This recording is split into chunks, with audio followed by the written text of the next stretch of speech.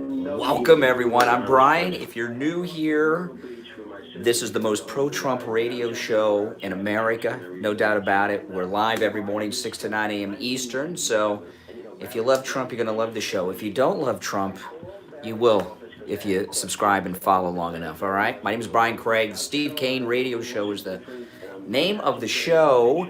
And this is actually the longest running radio show in Florida on the radio since 1977. This is our top of the hour break. So I got about a minute until we're live. Hey, Lily, good morning. Good morning. These are the most important things with sponsors and all of your sponsors, because I've dealt with a lot of them. They all have that you can trust. Less than a minute. You're getting a fair shake. Jeff in Maine. Good morning. Gary Siegel right now. Toll free 1-855-FLA-3782. That's 1-855 toll free FLA-3782. Here we go. Tell them Steve sent you. You are listening to South Florida's longest. Oh, what's the date? I forgot. Show. It's the 12th. To call the show toll free, dial 1-888-COCAINE 1. That's 1-888-COCAINE. Yes, yes. Welcome, welcome, everyone. My name is Brian Craig. You are listening to the Steve Kane Radio Show, Florida's longest running radio show. This is the most pro-Donald Trump radio show in America. No doubt about that. I promise you that. You will never hear me criticize President Trump, ever. Not that he's done anything that needs to be criticized that I'm covering up. He's done nothing to be criticized. But there is no bigger supporter of Donald Trump than me. If you are new here, we are live Monday through Friday from 6 until 9 a.m. Eastern Standard Time with overnight rebroadcast 7 nights a week, midnight till 6 a.m. We broadcast live on the radio, both overnights and live in the mornings on AM 1470, 103.9, 95.3 FM, and 96.9 on the FM radio dial. And you can also listen to us on the iHeartRadio app and the TuneIn app, which you just find us by searching for our radio station call letters WWNN, and of course live streaming in high definition on YouTube Live. Just search Brian Craig on the YouTube. All right, welcome. So much happening. You know, what's going on in Seattle, oh my goodness. There's a major divide. They've got a great lady police chief in Seattle. I don't know her name. Policewoman. We'll call her Angie Dickinson. I don't know. I don't know her name. I have no idea what her name is. But she's damn good. And the mayor of Seattle, well, she's out to lunch. And I want to play two audio clips for you in just a minute. One is from the Sleepless in Seattle mayor. I know that's not very clever, is it? How many Sleepless in Seattle references are going to be in the news over the Chaz, right? I've never even seen Sleepless in Seattle. That's a girls' movie. Every woman I know has seen Sleepless in Seattle. I've never seen it. We don't need a movie to tell us if men and women can be friends without having sex. Men and women can be friends without having sex if one of them are morbidly obese. Other than that, no. The answer is no. But anyway, the Sleepless in Seattle mayor said that this is a block party going on. And then yesterday, the very same day that the mayor of Seattle said this is a block party, the lady police chief, who, by the way, it's important to point out, the lady police chief of Seattle, Washington, is black, which I think is important when you consider what the protest against the police are all about.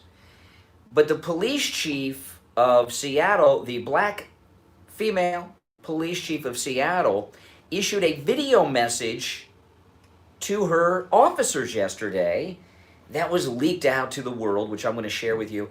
And there's a major conflict involving the Chaz in Seattle, this occupying of the police station in Seattle between the mayor, the rest of the city government, and the lady police chief who is sworn to protect the people of Seattle. So let's play the Sleepless in Seattle mayor of Seattle talking. I think this was with Fredo. I think she was on with Fredo last night, Chris Cuomo on CNN. On the ground in your city. Yep, that's Fredo. What looks to the rest of the country and the president teeing it up as basically ineptitude, the inability to control your own streets. Is that fair criticism? So I know it will shock you that the president is perhaps not giving an accurate or truthful picture. We've got 4 blocks in Seattle that you just saw pictures of that is more like a block party atmosphere. It's not an armed takeover. Oh, it's okay. It's not an armed takeover. This is the mayor. This is the mayor of Seattle. It's a block party, and it's not an armed takeover. Now, people have seen the John Brown Society, which is the armed Antifa walking around. So that's the mayor, right? It's a block party. No armed people walking around. The very same day, yesterday, in fact, before the mayor went on Fredo, because Fredo's on at night, the lady police chief of Seattle, who is African American, she released a video message to her officers about the takeover of the police station, the wall set up around the Chaz in Seattle, and she says not only a very different story than the mayor, who says, just a block party. She shares some frightening details about what has been reported inside the Chaz. This is the lady police chief of Seattle. I want to update you all on the situation at the East Precinct. The decision to board up the precinct, our home, the first precinct I worked in, was something I have been holding off. You should know, leaving the precinct was not my decision. Whoa, well, here, see, there's lady police chief. So she's telling us she did not want to abandon the police precinct. That, well, I guess her superiors, like the mayor, told her to do it. This is amazing. Precinct, our home, the first precinct I worked in, was something I have been holding off. You should know, leaving the precinct was not my decision. You fought for days to protect it. I asked you to stand on that line, wow, day in and day out. Thanks, Jack. To be pelted with projectiles, to be screamed at, threatened, and in some cases hurt. Then to have a change of course nearly 2 weeks in, it seems like an insult to you and our community. Ultimately, the city had other plans for the building and relented to severe public pressure. Wow, okay, so she's saying the police were under attack. She didn't want to abandon the police precinct for a couple of reasons. One, it's a police precinct, and this is a mob, but it's the first precinct that the chief worked at. So she's worked her way up through the ranks in Seattle. She's pretty upset, and this is like her home. This is a message that she sent out to officers yesterday. This was not an interview or something for the general public, but they leaked it out so we could all hear what was really going on inside Seattle. But it gets worse. It gets worse. And she's telling us she was told to do so by her superiors, which would be the mayor, who said, just a block party. Angry about how this all came about, I understand that my comments in this message may be leaked to the public, but I'm not concerned about that. I stand by what I'm saying. We had solid information. Listen to this. Anti-government groups would destroy the precinct once we left, whether through vandalism or arson. Okay, so now this was before they took over. So they had, again, what do they call them on all the cop shows? CIs, criminal informants. But they had intel that the anti-government forces would move in, take over, and vandalize. And still, she was ordered by the mayor, by the city government, to abandon the police district. But it gets worse. It gets worse. There's something going on inside the Chaz that the mayor is covering up. As you might have heard, the Seattle Fire Department was nearby to protect the precinct and the entire residential block from a real risk of a large-scale fire. This week, there have been demonstrations, or what I understand were threats against a news reporter on Capitol Hill. There was vandalism to our city streets and our building. But today, the precinct remains standing. Now listen to this. Officers were hurt, no force was used. We have heard that there are armed... Okay, now this next part, again, this is the police chief of Seattle. The next part, she's talking about what those that have taken over the police station, who put up the wall, who said this is no longer the United States, this is the Chaz. Listen to what is going on inside the Chaz. precinct remained standing. No officers were hurt. Now listen to this next part. We have heard that there are armed people patrolling the streets near 12th and Pine. Okay, now when she says in the video, when she says we've heard there were armed people patrolling the area in the Chaz, she put up her fingers for the quotation marks when she said patrolling, because they're not police officers. Were hurt. No force was used. We have heard that there are armed people patrolling the streets near 12th and Pine. Of course, this is very concerning, especially because we don't know who these people are. We've also received report that these armed people may be demanding payment from business owners in exchange for some of that protection. We've also heard that they may be demanding to see identification from people who live in the area. Okay, now, this is insanity that's going on. This is what the mayor told Fredo last night. Oh, it's just a block party. Oh, okay. Let me go back to the Hamptons over the weekend with the, Fredo there. So there were armed patrols of the anti-government forces who are running a protection racket on local businesses and shaking them down like the mob for protection money. And we know that there are at least 500 people whose homes are within this area that they took over, that they are checking IDs to make sure they belong there. This is worse than I even thought. When I was talking about this yesterday, I knew it was bad. I didn't know it was this bad. It's very concerning, especially because we don't know who these people are. We've also received report that these armed people may be demanding payment from business owners in exchange for some of that protection. We've also heard that they may be demanding to see identification from people who live in the area. This is not legal, and we've asked anyone who may be experiencing this to come forward and file a police report so that we can investigate these crimes. In closing, I mostly just wanted to share how I feel. I am very thankful and very grateful for each and every one of you every single day. You are doing such incredible work, but I know you feel underappreciated. However, I do believe that most people in Seattle support the police department and its officers, even though they may not be the ones posting on social media. They and I will continue to have your backs to support you and appreciate all that you are doing in the name of public safety. Thank you and stay safe. Okay, that's the lady police chief, and she doesn't mean stay safe from the corona. She means stay safe from the anti-government armed people that are shaking down businesses and individuals in the city of Seattle. And this lady police chief, oh my goodness.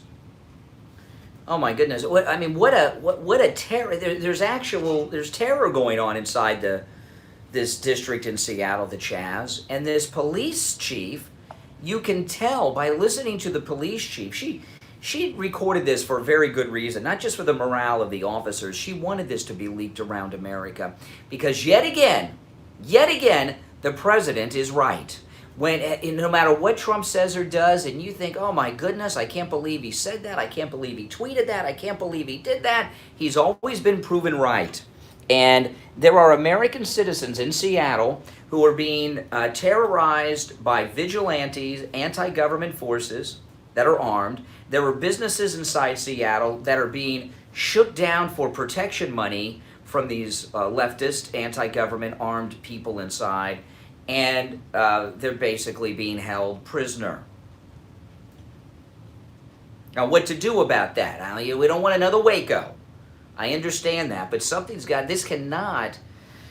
these poor people inside the Chaz, what are your thoughts on this? Our number, 1-888-GO-CANE, 1-888-465-2631, and the media, while they're reporting on it, they're not camped outside with live crews in front of the wall of the Chaz to let us know what is going on inside there, because they don't really want you to know. They want it to be a partisan thing. The good guys are inside, and the bad guys are, of course, with Trump, who are concerned that an American city has been taken over. This is insanity. It's much worse than I thought. Listen, if you're on hold, stand by. We'll take our first break of this Friday edition of the Steve Kane Radio Show. My name is Brian Craig. Our number is toll-free from anywhere, 1-888-GO-KANE-1. 888-465-2631. 888-465-2631. We'll be back. Don't go anywhere. This is Steve Kane, and I wanted to share with you some thoughts about why I chose the gardens of Boca Raton to be my final resting place. I have always been uncomfortable with thoughts of death and dying, but the very first time that I visited the gardens of Boca Raton, I could feel my apprehensions vanish. I don't need the clock Just knowing behind that I'd me. be I need it spending in front of eternity me, which is with where I my have it over family in here. Such magnificent surroundings lifted my spirits. I need to see the clock. Boca Raton is an all-faith, above-ground cemetery with tranquil surroundings, a place where your loved ones can come and visit you time and time again, remembering and celebrating your life. The gardens have caring professionals available to help you in your time of need 24 hours a day, 7 days a week. Pre-need with 0% financing is available and prevents your family from having to deal with these matters at the time of their grief and sorrow. The Gardens of Boca Raton, dedicated to all those who have lived and all those who live today. Let the Gardens take care of your family as they are taking care of my family. Schedule a tour today. Call 877-PLAN-561 or online at thegardens.com. Tell them Steve Kane sent you. It's summertime, and that means backyard barbecues. I know, I never see anything like it. Pool with I know. Right around the corner, get Dad the gift all dads will love. A new grill from Ace Hardware Deerfield or Beach Ace Hardware in Lauderdale by the Sea. Welcome, everyone. Subscribe if you're not subscribed. Headquarters. They have an incredible selection on all the top brands like Weber and Traeger, and the best deals around on every type of grill there is. Gas grills, charcoal grills, portable grills, and more. Free assembly and delivery is available too. Ace Hardware Deerfield is just south of Hillsboro on the west side of US 1. Beach Ace Hardware is in Lauderdale by the Sea. Tell them you heard about them on the Steve Kane Show, and happy Father's Day. Ace is the place with the helpful hardware, folks. Listen to the Steve Kane Show on iHeart. Hey guys, Ace Hardware Deerfield, Beach Ace Hardware, Lauderdale by the Sea. These are the two locations of Ace Hardware that are advertising on the Steve Kane Show. There are other Ace Hardwares, but those are the only two locations advertising on this radio program. So you want to support those two. Let me tell you something about the grills. The grills they have over there are spectacular. You hear me in the recorded commercial. They have every type of grill. I moved over to an electric grill a couple years ago. I have both an electric and charcoal. I like them both. They have everything over there, and the prices are fantastic. But this is a big bonus. Assembly, and they deliver the grill. They'll assemble it for you and deliver it. And yeah, I bought grills in the past here and there and online, and I got to put them together. It takes hours, and I never get it together exactly right. You know what I mean? So when you go to Ace Hardware, they deliver and they assemble it. So that's just a great deal, all right? And both Ace Hardware locations advertising on the Steve Kane Show, the Deerfield and Beach Ace Hardware, all of their info, including phone numbers and address, are listed at stevekaneshow.com. Oh, they have propane, they have smokers, they have electric, they have the old-fashioned charcoal. They have everything, and they're spectacular, and they're beautiful. And they also have all the accessories you need, too, for the grill. So go over there. It's a great gift for Father's Day, a grill that's assembled and delivered, and that means it works properly and opens properly and rolls properly. Have any of you tried to assemble a grill? Forget about it. It's awful. All right, let's go to the phones. You're on the radio. Good morning. Yeah, Richie the bus driver, yes. I told you yesterday, and I'm to say it again. President Trump said that he's got to, if they don't do something, he will. Well, if he doesn't, he's going to look like he hasn't got. Well, they've got this. Please, we have no worries about. Everybody knows he's got those. Look at all the kids he has. He with how many women? the lady police chief in Seattle, a black woman, which is very significant because they're in there with what they're telling us, these shakedown artists that are these armed vigilantes inside the Chaz, what they're telling us is they're there to advocate against racial injustice by the police. Well, I've seen these people on TV. They're mostly white people, not very many blacks in there, but the police chief is a black woman and she's opposed to them. So she's a very significant person here. And honestly, much like Minneapolis did last week, there's no longer a working city government in Seattle outside of the police chief. And the governor there needs to call on the police chief to make whatever decisions she feels are necessary. Because when you have businesses being forced to pay protection money and you have American citizens who are being asked by random people for identification, armed people, that's a scary, scary thing. I've never heard of such a thing. Not since the Jim Crow era. Up to what I think this is all about. It's so obvious. Steve Kane Show. It's the President of the United States. It's a movement to Steve get him Kane out of Show. office. It's a movement to disgrace him, Hold on. to make him look. I mean, it goes You'll be all the next. way Hold on. through to his belly the other day, and all these people undermining everything he says. This is an effort by the Democratic Party who are part of this movement that are in the streets of Seattle. That mayor might as well be. She is a Democrat, but she's a communist. Okay. Well, yeah, but you know what? The lady police chief, I promise you, she's a Democrat too. Sounds like she's lived her whole life in Seattle. There's some decent people, but the party has been hijacked by these people. They've eliminated cops. They've eliminated Live PD, and they've eliminated the police in the Seattle. Well, you know, Live PD, Dan Abrams was on CNN. Everyone's playing the clip. I'm not going to play the clips of Dan Abrams, but Dan Abrams, the creator of Live TV, was on CNN. They had a heated exchange. Dan Abrams is a liberal. He used to be on the air at MSNBC, and he was also the executive in charge of MSNBC for quite some time, for many years. And these liberals and he's also the creator of an incredible news website, Mediaite, which is left-wing, but I use it every day, Mediaite. You know, he is a liberal. And what's happening, Richie, are these liberals are becoming victimized by their own liberalism, by their fellow liberals.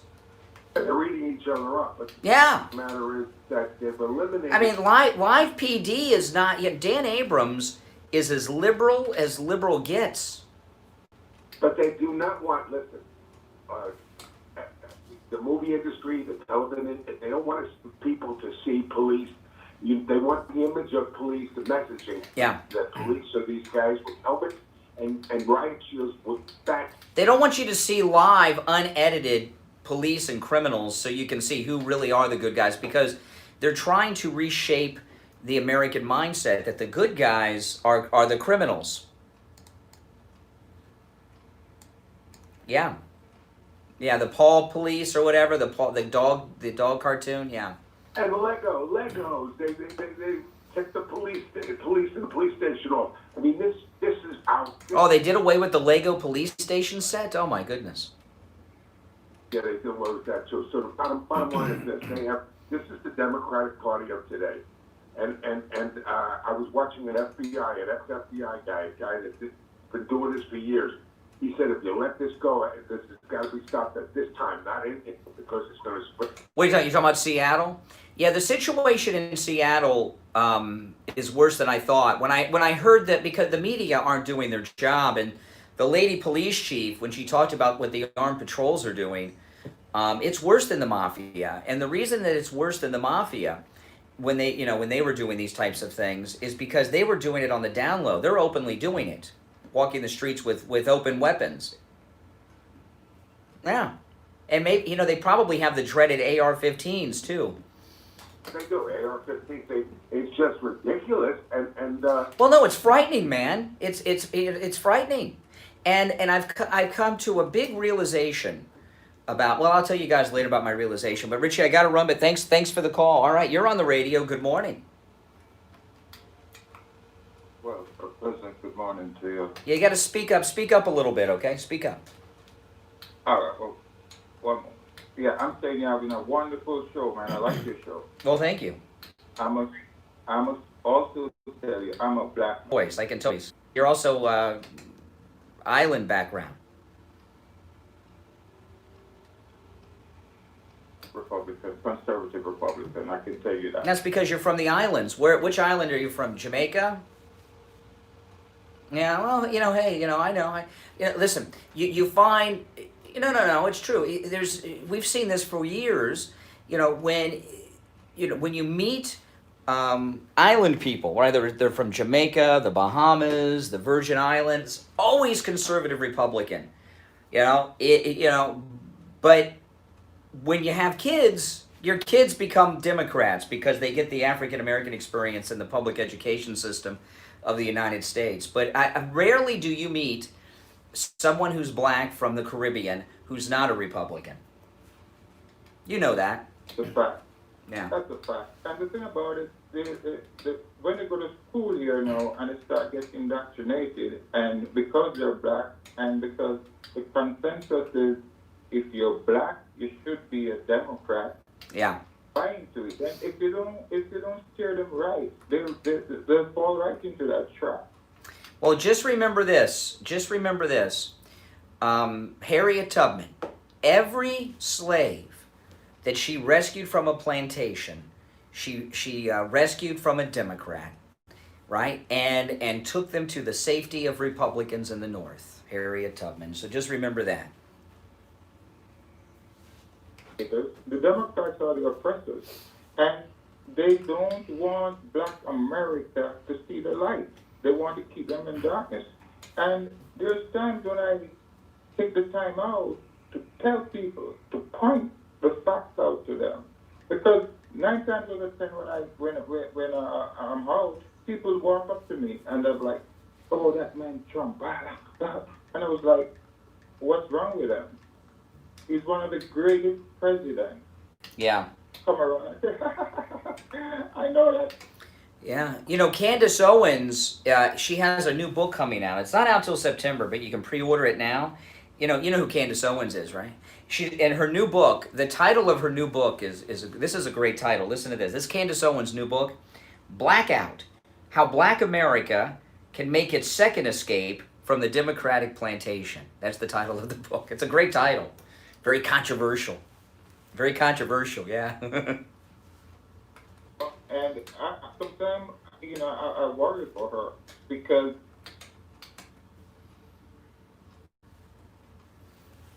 Mm-hmm. Yeah. Good. And the feeling around town is that, a lot of black people ain't going to vote for Trump. Mistake. Big mistake. They're not the ones that's making the noise. But trust me. Well, yeah, Trump has won over so much of the black voting base in this country, and people don't talk about it because they know their friends, neighbors, co-workers will give them so much grief. Are you in South Florida? Oh, okay, you listen to us on the radio? Tallahassee first, and then I come down south here. But let me tell you something. The reception, I know how to get a better.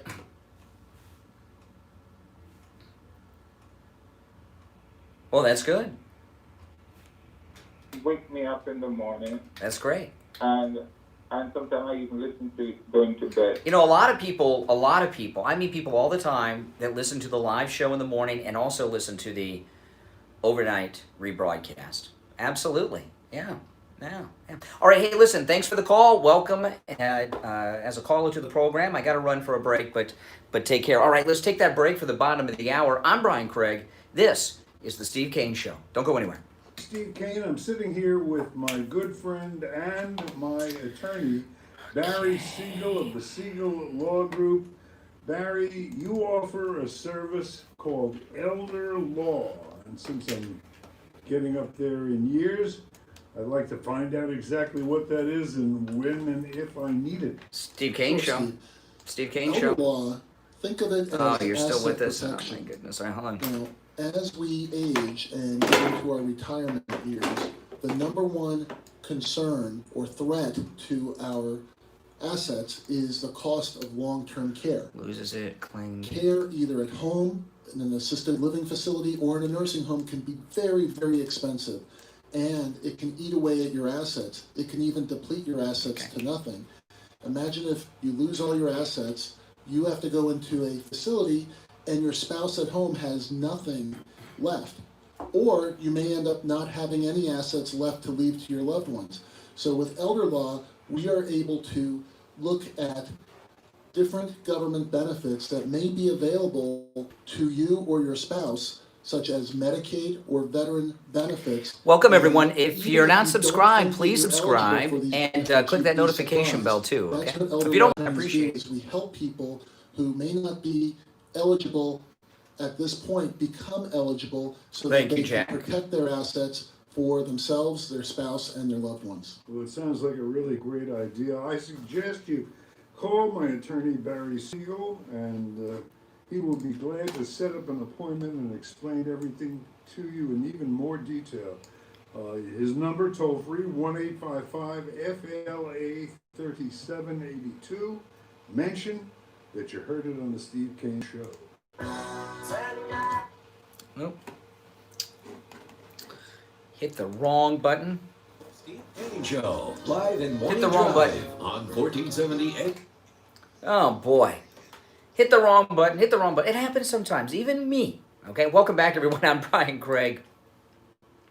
You are listening to the Steve Kane Radio Show, Florida's longest-running radio show on the radio since 1977. We broadcast live from 6 until 9 a.m. Monday through Friday. Overnight rebroadcast midnight till 6 a.m. We broadcast on 4 radio stations here in Florida. We broadcast on 103.9 FM, 96.9 FM, 95.3 FM, and AM 1470 on the AM dial. That's right, midnight till 6 a.m. overnights, and live weekday, that's 7 nights a week, and live weekday 6 until 9. All right, now, Joe Biden yesterday had the most disastrous day. Yesterday he was Admiral Stockdale times 1,000.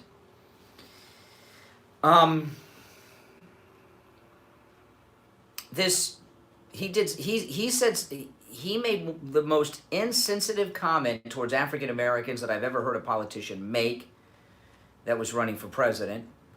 He had the worst mental lapse you have ever seen yesterday. And then, of course, the Trevor Noah incident. And I will say, the mental lapse I was not going to play. But I am, because I think it's important. In fact, I had this first clip was Biden yesterday. Where was it? Was he in Philadelphia yesterday? I'm not sure where he was yesterday. He left the basement, went out to an event. He had a mental lapse. That was so bad. It's just sad. And I had this audio clip for my podcast last night, and I was going to play it on my podcast, and just as I was about to play it, I rethought. I talked about this on the podcast. You may have heard me talk about it. It was fresh in my mind. I had just heard it, and it just was so sad. But I am going to play it for you here on the radio because I think people need to understand what's being done to Biden. I have so much sympathy for Joe Biden. I don't like anything he's ever stood for. He's a corrupt public official. He's an extreme leftist. And I never liked him. Even when he was younger and had his wits about him, he always seemed kind of sleazy to me and just a jerk. I never liked Biden. But he was vice president of the United States, and you've got to respect that. He's also an American, and you've got to respect that. And what the Democrats are doing and running this guy is textbook elder abuse. Textbook elder abuse. So he's speaking to this group yesterday, and this happened. This was live. You know, the rapidly rising I don't know. Totally lost his train of thought. Forgot where he was, who he was, what he was talking about. And I don't play that. I don't make fun of. I am not going to make fun of someone who's suffering like that. I've had people in my family who have had Alzheimer's disease, and it is terrible. It is a tragedy. It is something that people deal with. I don't know if he has Alzheimer's, but he has some form of dementia, which can be caused by multiple things, and it is sad. It is sad. It is not something to laugh at. Even I know a lot of Republicans, like they play this, and not me. Not me. This is wrong. What's going on with Joe Biden is cruel. It's cruel.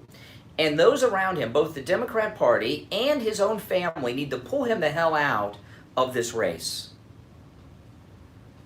Everyone would understand why, and he needs to retire with some dignity.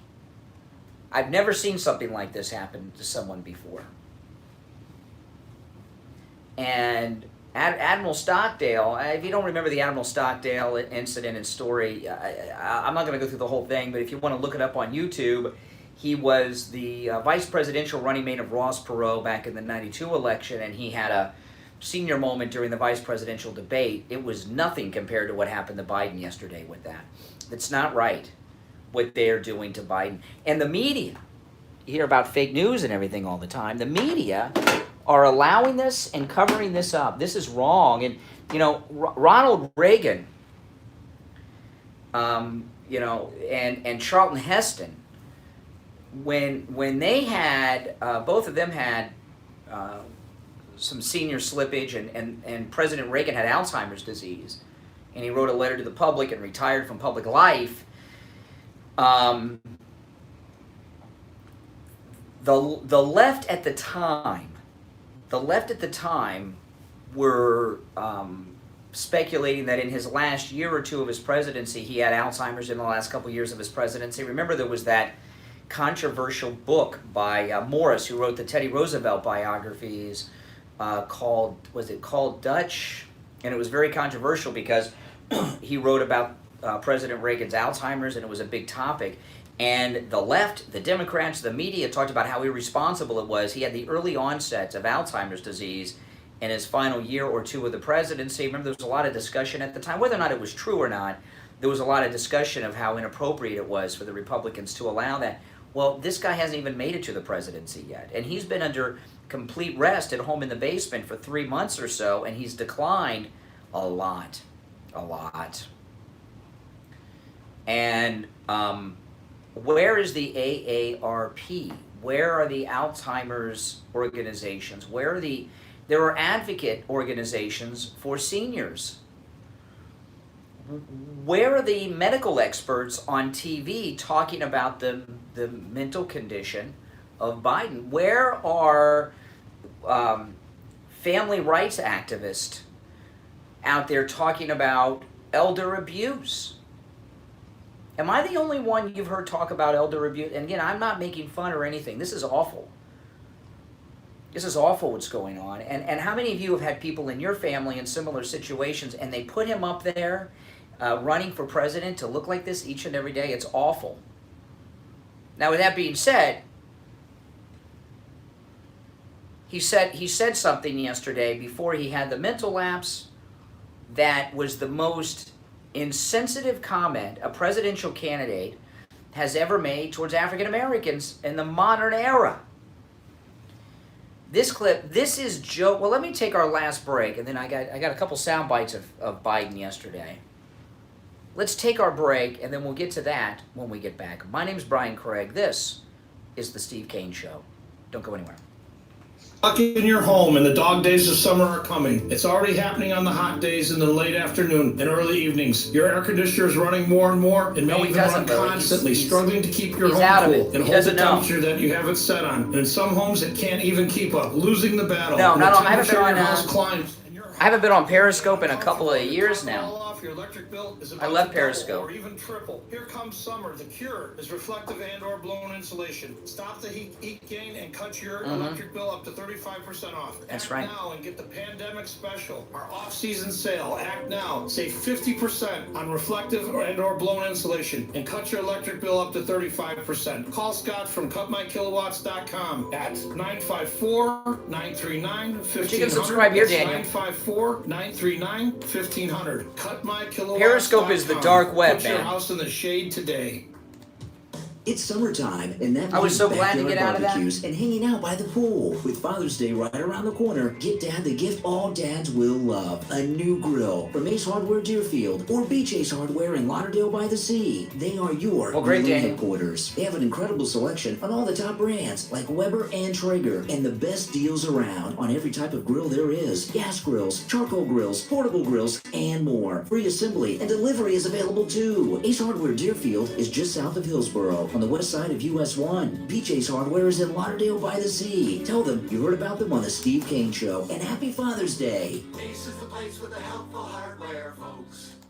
Do you suffer from foot pain that just won't go away? Do you have balance issues, and are you afraid of falling? Are you in need of orthotics? Are you a diabetic and in need of diabetic shoes and custom inserts? These are just a few reasons why you would call the Soul Authority today. Whether it's in the comfort of your own home or coming to the office at one of our 2 convenient locations in Pembroke Pines or Tamarack, the Soul Authority can take care of all of your podiatric needs. If you're a Medicare recipient, call us today at 954-597-7060. That's 954-597-7060. And you can also find us online at thesoulauthority.com. That's THESOLE authority.com. Call the Soul Authority today and start taking care of your feet.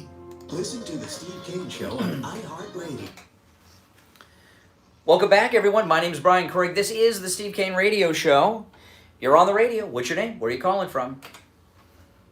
Hey, Brian, it's Mike. How are you? Oh, hey, Mike Essen? Oh, Mike Essen, a voice from the past. Yeah, you were just emailing me in the middle of the night, and I was emailing you back in the middle of the night. Mike Essen. How you doing, Mike Essen?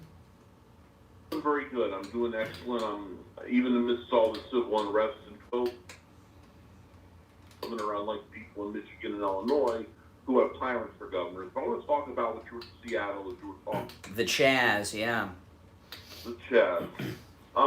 President Trump is one man who keeps his promises under his great leadership. He should, and I believe he will, put the military in there, and whoever is even suspect is open fire. I mean that. That's a bad idea, Mike Essen. Mike, are you? That's insanity because, yeah, I mean, you don't want another Waco in there. And and the John Brown Society, which is the armed Antifa, they're in there with AR-15s and AK-47. That would be that would be insane. I think it wouldn't be because right now the hostage.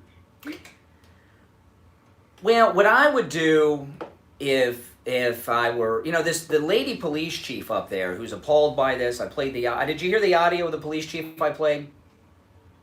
Yeah, and her being African American is very relevant because they're in there defending her from being abused by police, and she's the police chief.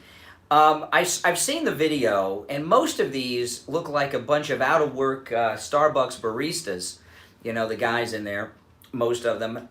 All you got to do is cut off their cell phone, internet, electricity, and stop the food deliveries. They're probably delivering Starbucks in there, and a whole bunch of them will walk out by the end of the weekend. I mean, these are not manly men in there. These are, you know what I mean? You know what I'm talking about? They're a bunch of, what do they call them, soy boys? Yeah, so this isn't like, this isn't like the David Koresh's people that were, in the gun business. Yeah, these are baristas.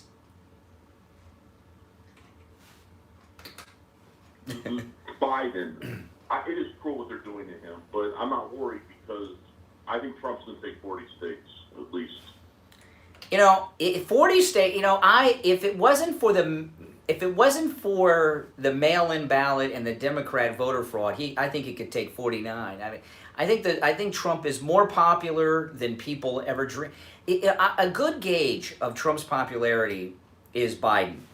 If the Democrat Party thought they had an opportunity to beat President Trump at all, they would have a credible candidate running, not Biden. And no one who's credible wants to run because they don't want to lose.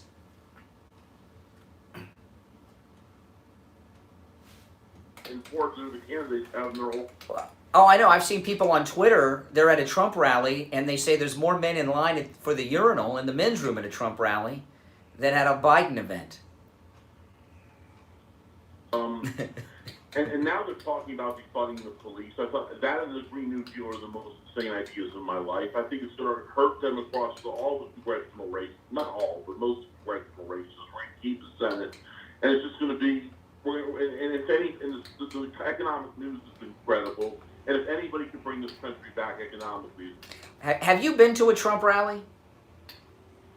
I went to a Pence rally. I almost went to Oh, that's not the same. I've been to two.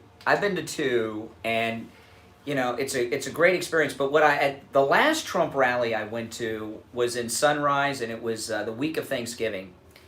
And what I saw at the Trump rally was something I've never seen in such large numbers at a Republican event ever in my life, and that was black people. There were so many African Americans with Trump hats and Trump shirts and everything else there. I've never seen so many black people at a Republican event before. And that's pretty significant. Yeah, that's significant. More like 60 or 70 years. You can't trust polls going out from the Hillary election, Sanders Gillum election. I mean, this man is extremely popular. I mean, I don't care. I heard Richie's call over, and I know offense for Richie, I know you're listening. It doesn't matter what the media says or what they lie about. People have made up their minds to watch those channels.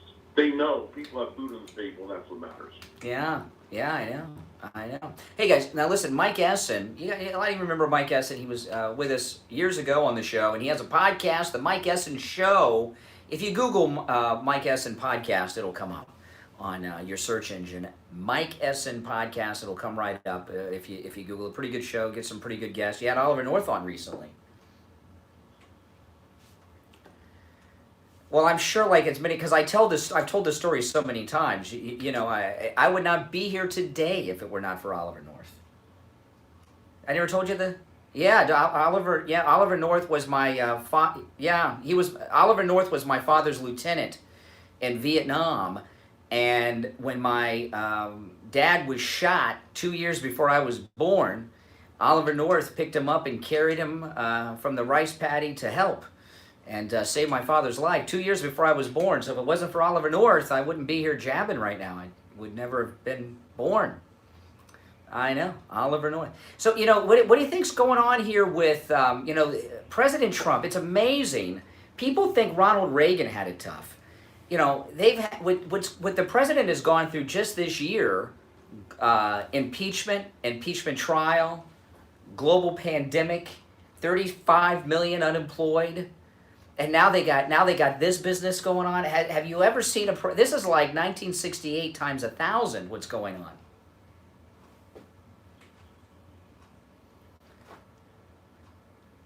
Not like this. All sides, he gives it back from all sides. He's even got the living Republican presidents after him. George W. Bush is trashing him all the time. Bush is doing unpatriotic because he knows what's going on. He knows what the alternative. He's a disgrace. George W. Bush is a disgrace. I mean, the other party stands for Quad, free stuff, renewed. Yeah. For patriotism, it's a battle.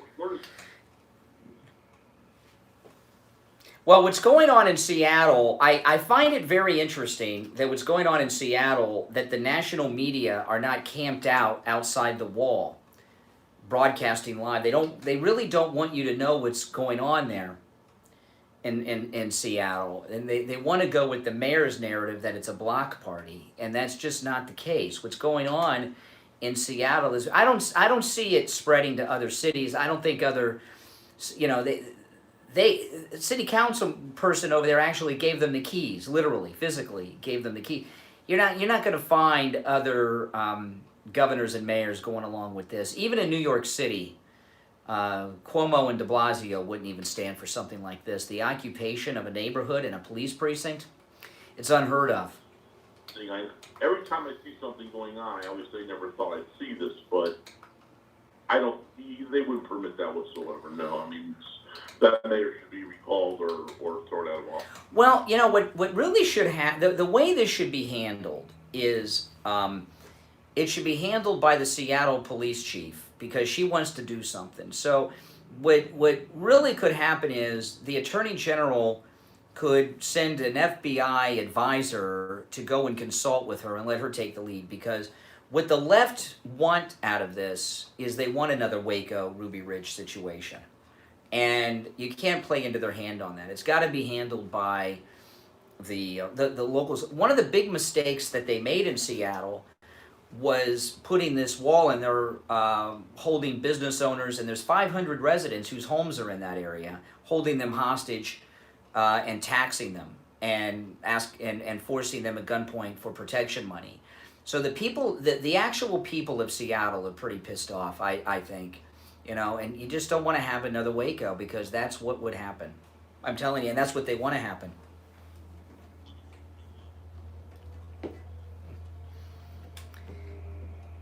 Yeah. Well, good. Hey, Mike, it's good to hear from you. Don't be a stranger, and we'll talk to you again sometime. All right. Take care. A lot of you may remember Mike Essen, his father, the late drunk driving attorney Richard Essen. Remember Richard Essen? That's his son, Mike Essen. And, of course, Richard Essen passed away, oh, gosh, about 10 years ago or so. And he was a good guy, Richard Essen, and the best drunk driving defense attorney in history. Well, I won't get sidetracked on that. You're on the radio. Good morning.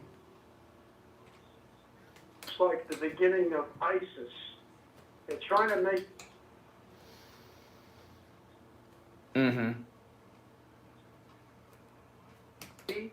Oprah Winfrey got that off the air.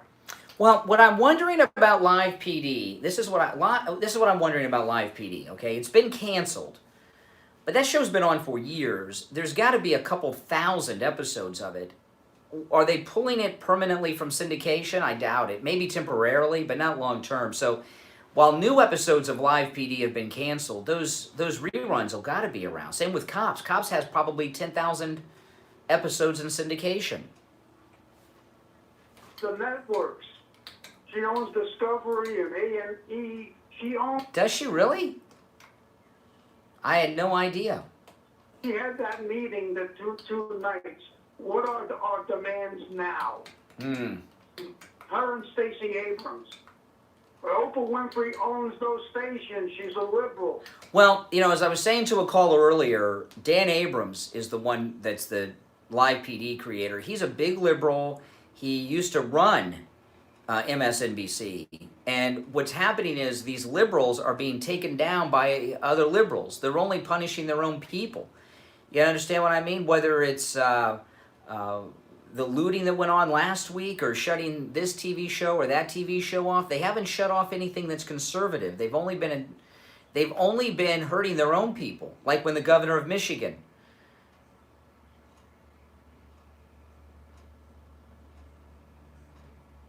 First 48 is gone too? I don't know. Yeah. You know, I watch a lot of ID. You watch the ID channel? Yeah, now I don't have ID on my cable. So my wife and I, we have like we pay on Amazon Prime Extra, like $4 a month or something to get ID. And ID is almost exclusively white-on-white crime. Almost exclusively. What Oprah Winfrey wants to tell you, that the white kill white. Well, that's... Yeah, neighbor. You know, people. Yeah, most murders are committed by someone that they know each other. So that's true.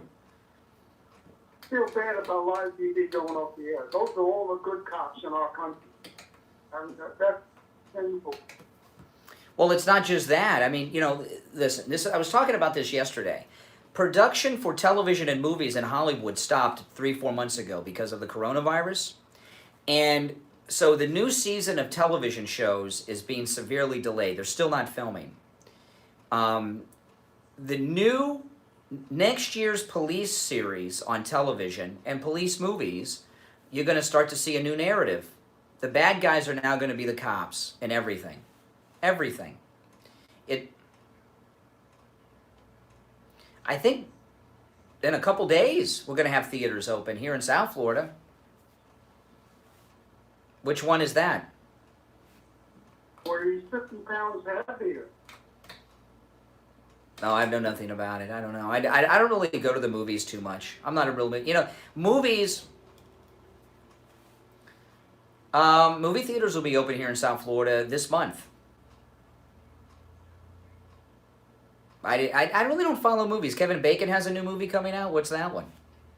Oh, yeah. It sounds like you're a movie guy. You should get together with Steve. You and Steve could go to the movies together. Than you. You were more knowledgeable about movies than you. I'm pretty knowledgeable about movies. I just don't follow the new movies that are coming out. From the 1940s when you were home as a kid watching it. That's what you remember. Oh, not the new movies?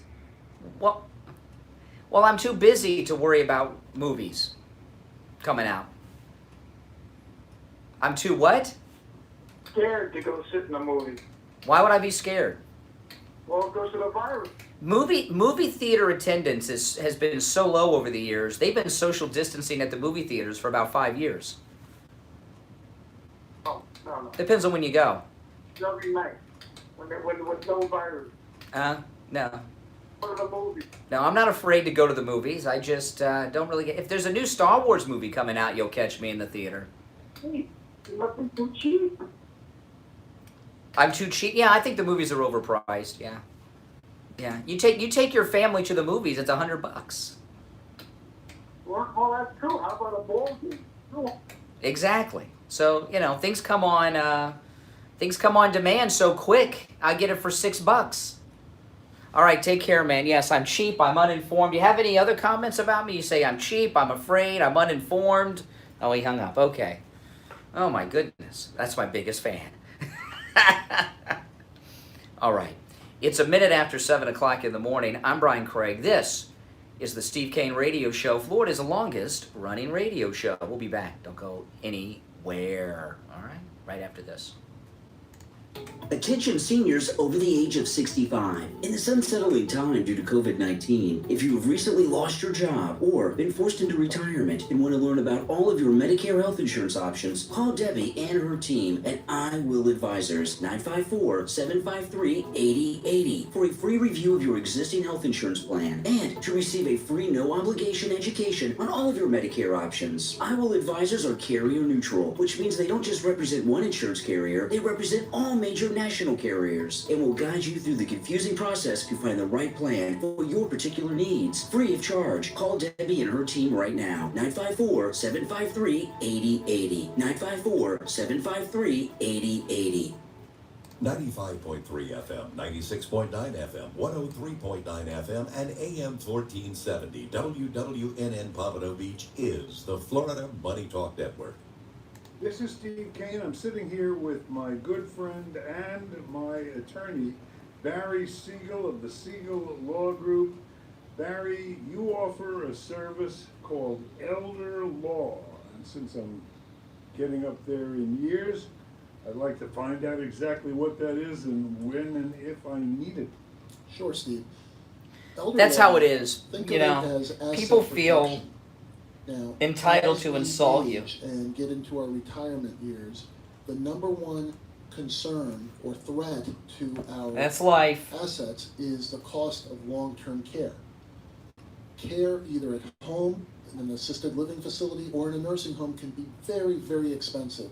And it can eat away at your assets. It can even deplete your assets to nothing.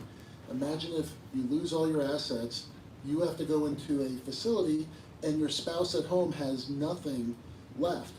Or you may end up not having any assets left to leave to your loved ones. So with elder law, we are able to look at different government benefits that may be available to you or your spouse, such as Medicaid or veteran benefits. And even if you don't think that you're eligible for these benefits, you'd be surprised. That's what elder law attorneys do, is we help people who may not be eligible at this point become eligible so that they can protect their assets for themselves, their spouse, and their loved ones. Well, it sounds like a really great idea. I suggest you call my attorney, Barry Siegel, and he will be glad to set up an appointment and explain everything to you in even more detail. His number, toll free, 1-855-FLA-3782. mention that you heard it on the Steve Kane Show. You are listening to South Florida's longest running radio show. It wasn't the wall, it was Show. To call the show toll free, computer. Dial 1-888-COCAINE 1. That's 1-888. All right. Hour number 2 has begun. My name is Brian Craig. You are listening to Florida's longest running radio show, The Steve Kane Show, on the radio since 1977. Welcome back, one and all. All right, so let me get back to Joe Biden. We'll get back to the Chaz in a little bit, but I didn't finish with Joe Biden. Joe Biden yesterday made what I think may be the most insensitive comment towards African Americans ever made by a presidential candidate since the invention and development of color television. So I would say, I guess Lyndon Johnson on. I mean, what Joe Biden said, something that has not been reported. There's been a media blackout. Oh, I saw it on Fox. There's been a media blackout about this. And if this were anyone else, they would not only be run out of the race, they would have to spend the rest of the week apologizing for their statements. Biden was at this event yesterday discussing the murder of George Floyd. And let me do what I have to do because somebody new may be tuning in. George Floyd was murdered by the cop, and the cop should never be free again for murdering George Floyd. Okay? Yesterday, Biden made the most insensitive racial comment that has been made since the era of Lyndon Johnson's presidency towards African Americans. Listen to this. Media blackout on this, but we got it. But even Dr. Steve King's Kane assassination did not have the worldwide impact that George Floyd's death did. Okay, now this is a very interesting thing. He said not even Martin Luther King's death had the same impact as George Floyd. Let me play it again because you couldn't hear it, then I'll tell you the significance of this insensitive comment. But even Dr. King's assassination did not have the worldwide impact that George Floyd's death did. Wow. Martin Luther King did not have the impact that George Floyd has had. Are you kidding me? This is from the heart of a very racist person. I'll tell you why I say that. And I don't call people racist lightly. A lot of people throw racist out there, all the time. Not me. Not me.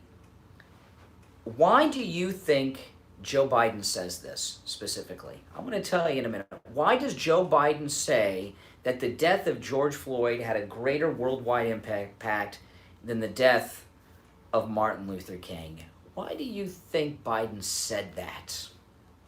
1-888-GO-CANE-1.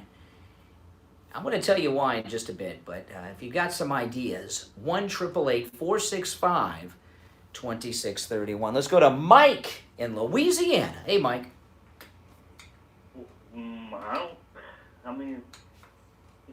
With Joe Biden, it could be any number of things because at any given time, because of his slippage in his mind, you don't know what he's thinking. Oh no, I'll tell you why. I'm not gonna troll for calls for an hour. A lot of people on the radio, they throw out a question to fill up the board and have people guess. No, you're wrong. You're wrong. No, you're wrong. And then at the end, they tell you the answer.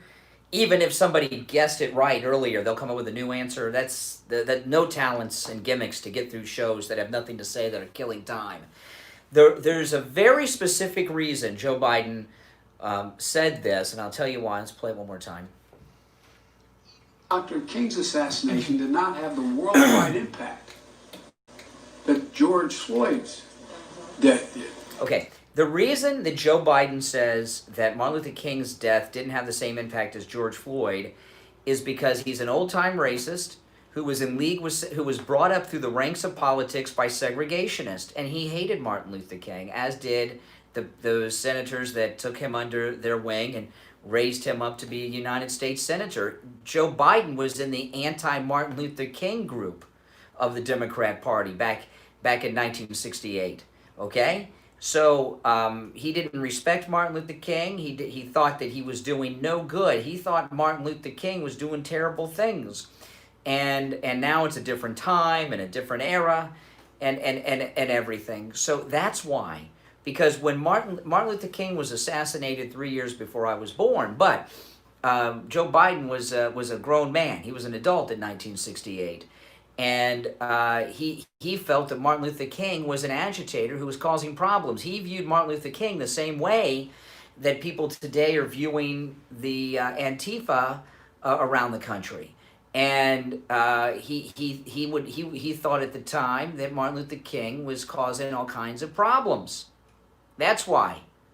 So that he wasn't mourning the death of Martin Luther King back in 1968, Joe Biden. That's why. And the reason that came out yesterday, because of his mental lapses, he's saying things that he would normally be able to police himself from saying publicly. That was a slip. Right, and that's the thing. And think about this. Go back to earlier, like 2008 and stuff, when he was talking about Obama, and he called him, and I quote, "He's fresh and clean." Well, he said Barack Obama. He's articulate.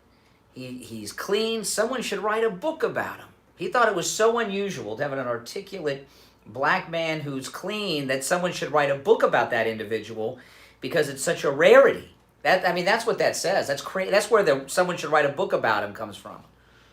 But that term "clean" that's about a black person. When you talk oh yeah. Clean, that's a racist.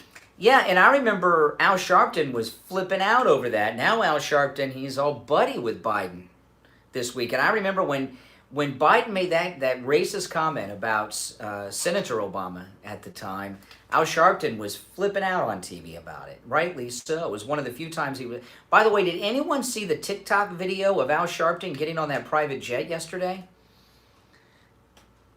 Oh, man. Yeah, I couldn't believe. And he was bragging and posing and everything else. And as far as the TV shows go, I wonder... Two of the most popular TV shows on right now are NCIS and Law and Order, right? Cop shows, right? Yeah. I wonder if they're going to try and run Don Belisario and Don McGill, who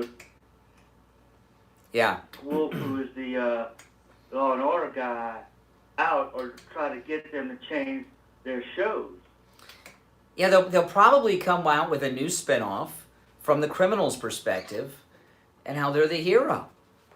I mean, there's going to be a dramatic change in the police drama come next season. And they got the window to do it because production has been stopped. Because of coronavirus. They have no new things filmed. And nothing. They haven't filmed they are out of new television shows, the network's out. And to tell you the truth, I'm wondering if they do that to say NCIS, because Mark Harmon is a producer on that show, and he's also the lead on that show. Will he decide to walk away? Well, they'll make it more true to the name, Naval Criminal Intelligence Service. It'll be the criminals investigating the law enforcement, I guess, next season. NCIS is a spinoff of JAG. And I was a huge fan of JAG. Great show, JAG. I can't stand NCIS. Mark Harmon, I always liked Mark Harmon, but this crotchety act that he does in that show is awful. And then the two spinoffs, NCIS New Orleans, which you're probably into, right? Because you're in Louisiana. That ridiculous accent that Scott Bakula is doing. You know what I mean? It's so absurd. And then the one in NCIS, the one in Los Angeles. What is that one called? NCIS Los Angeles? It's got that little short woman that was in The Year of Living Dangerously in it as the boss. And they like their headquarters is in that Spanish villa. It is the most absurd show. But NCI Los Angeles did something last year that made me physically ill. they brought... Do you watch NCI Los Angeles? Did you watch JAG? Did you watch JAG? Okay, I've watched 2 episodes of NCI Los Angeles. The pilot episode, which was just stupid. I never went back. And then last year, they brought back the 2 main characters from JAG, David James Elliott, and then the lady. And I was very excited because I like David James Elliott, and I thought, oh, well, this maybe they're going to bring him back, and maybe he'll be like the head of NCIS and bring back his character, you know, from JAG. And what they did, I couldn't believe to that. First off, what he was doing, 10 years after JAG, he's the first officer on an aircraft carrier, so he's been reduced in authority, rank, and prestige, right? And he was a secondary character to the woman from JAG, and they just made him a woman. I mean, it was awful what they did to David James Elliott's character. Very liberal shows, NCIS, very liberal.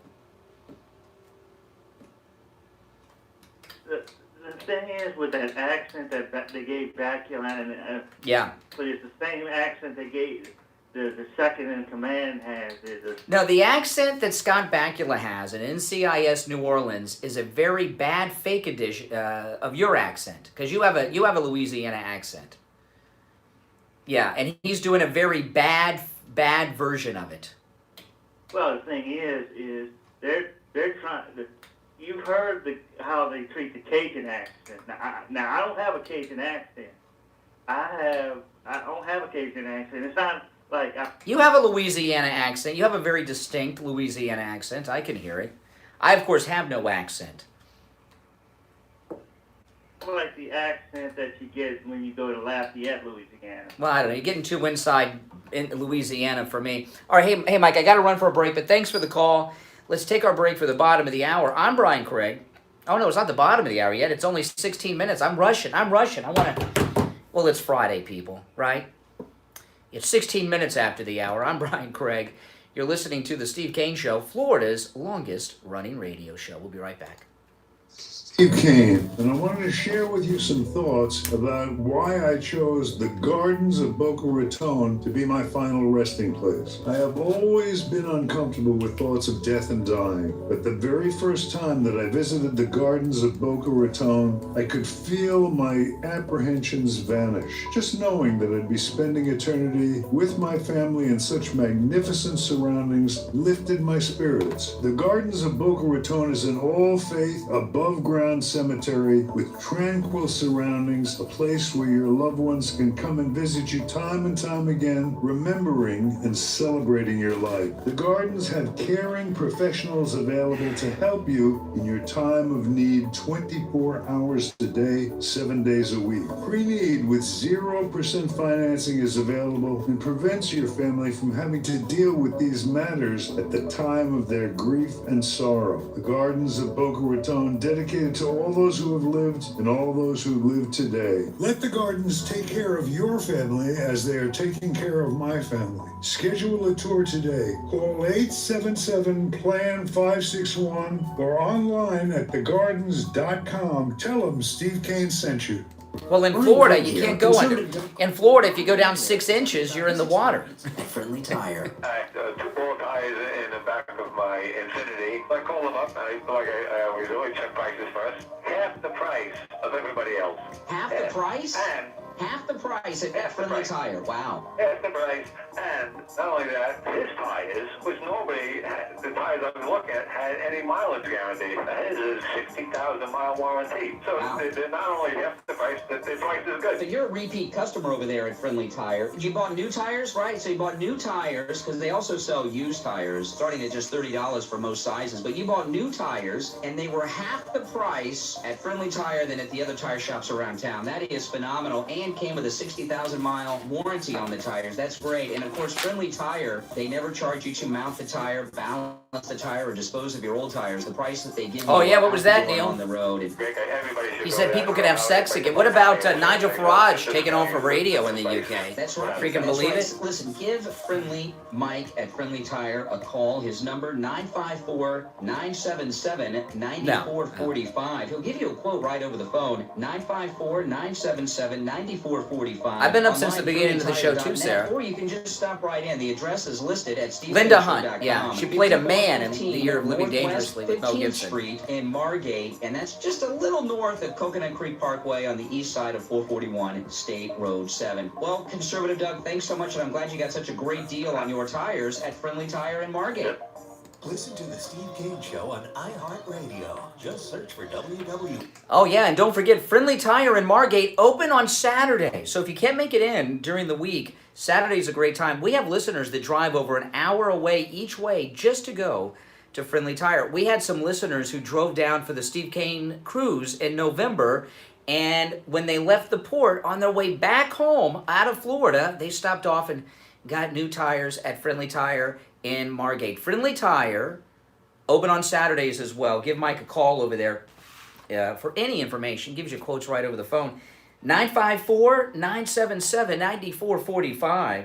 954-977-9445. All right, welcome back, everyone. My name is Brian Craig. This is the Steve Kane Radio Show. All right, so Joe Biden had the worst day that any presidential candidate has had in the history of presidential campaigns. He had one event out of the basement. He was speaking to a group, and he had 3 major screw-ups. I've already played 2, so let me recap the 2.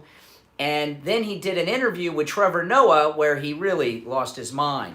So here's the first one. This was him suffering from a very, very sad mental lapse live on television. You know, the rapidly rising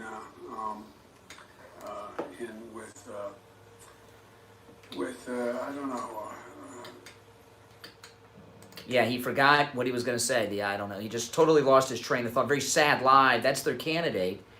Then the most racist comment you've ever heard a presidential candidate make since Lyndon Johnson.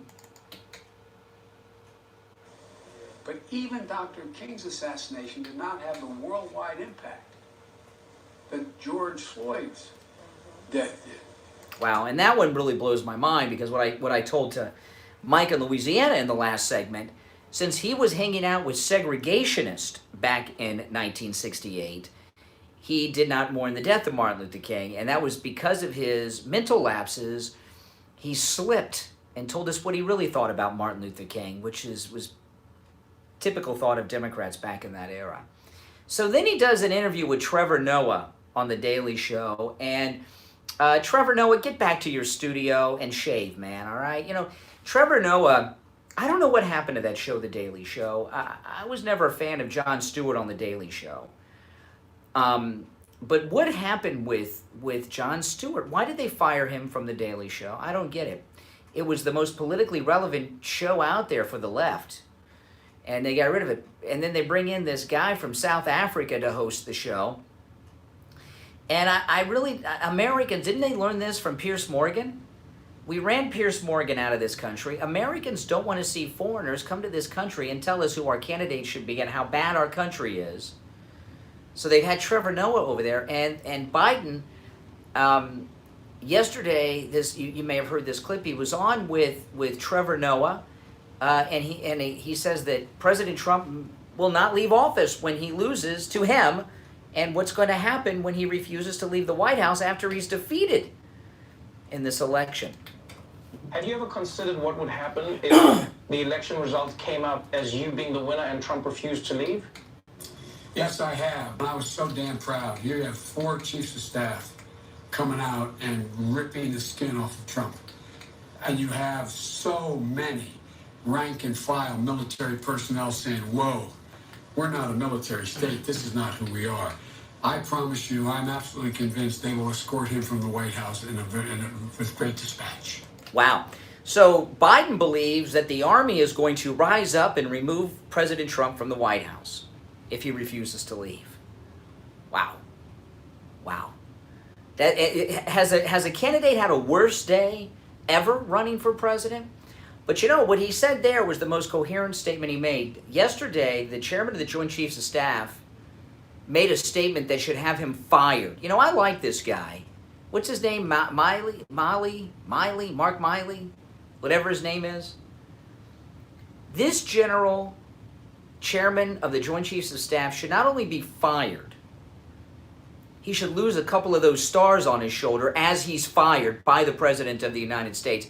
What the chairman of the Joint Chiefs of Staff did yesterday, making this statement about going to the church with the president, was him reprimanding the President of the United States. Frank Miley, whatever his hell, we'll just call him the chairman of the Joint Chiefs of Staff.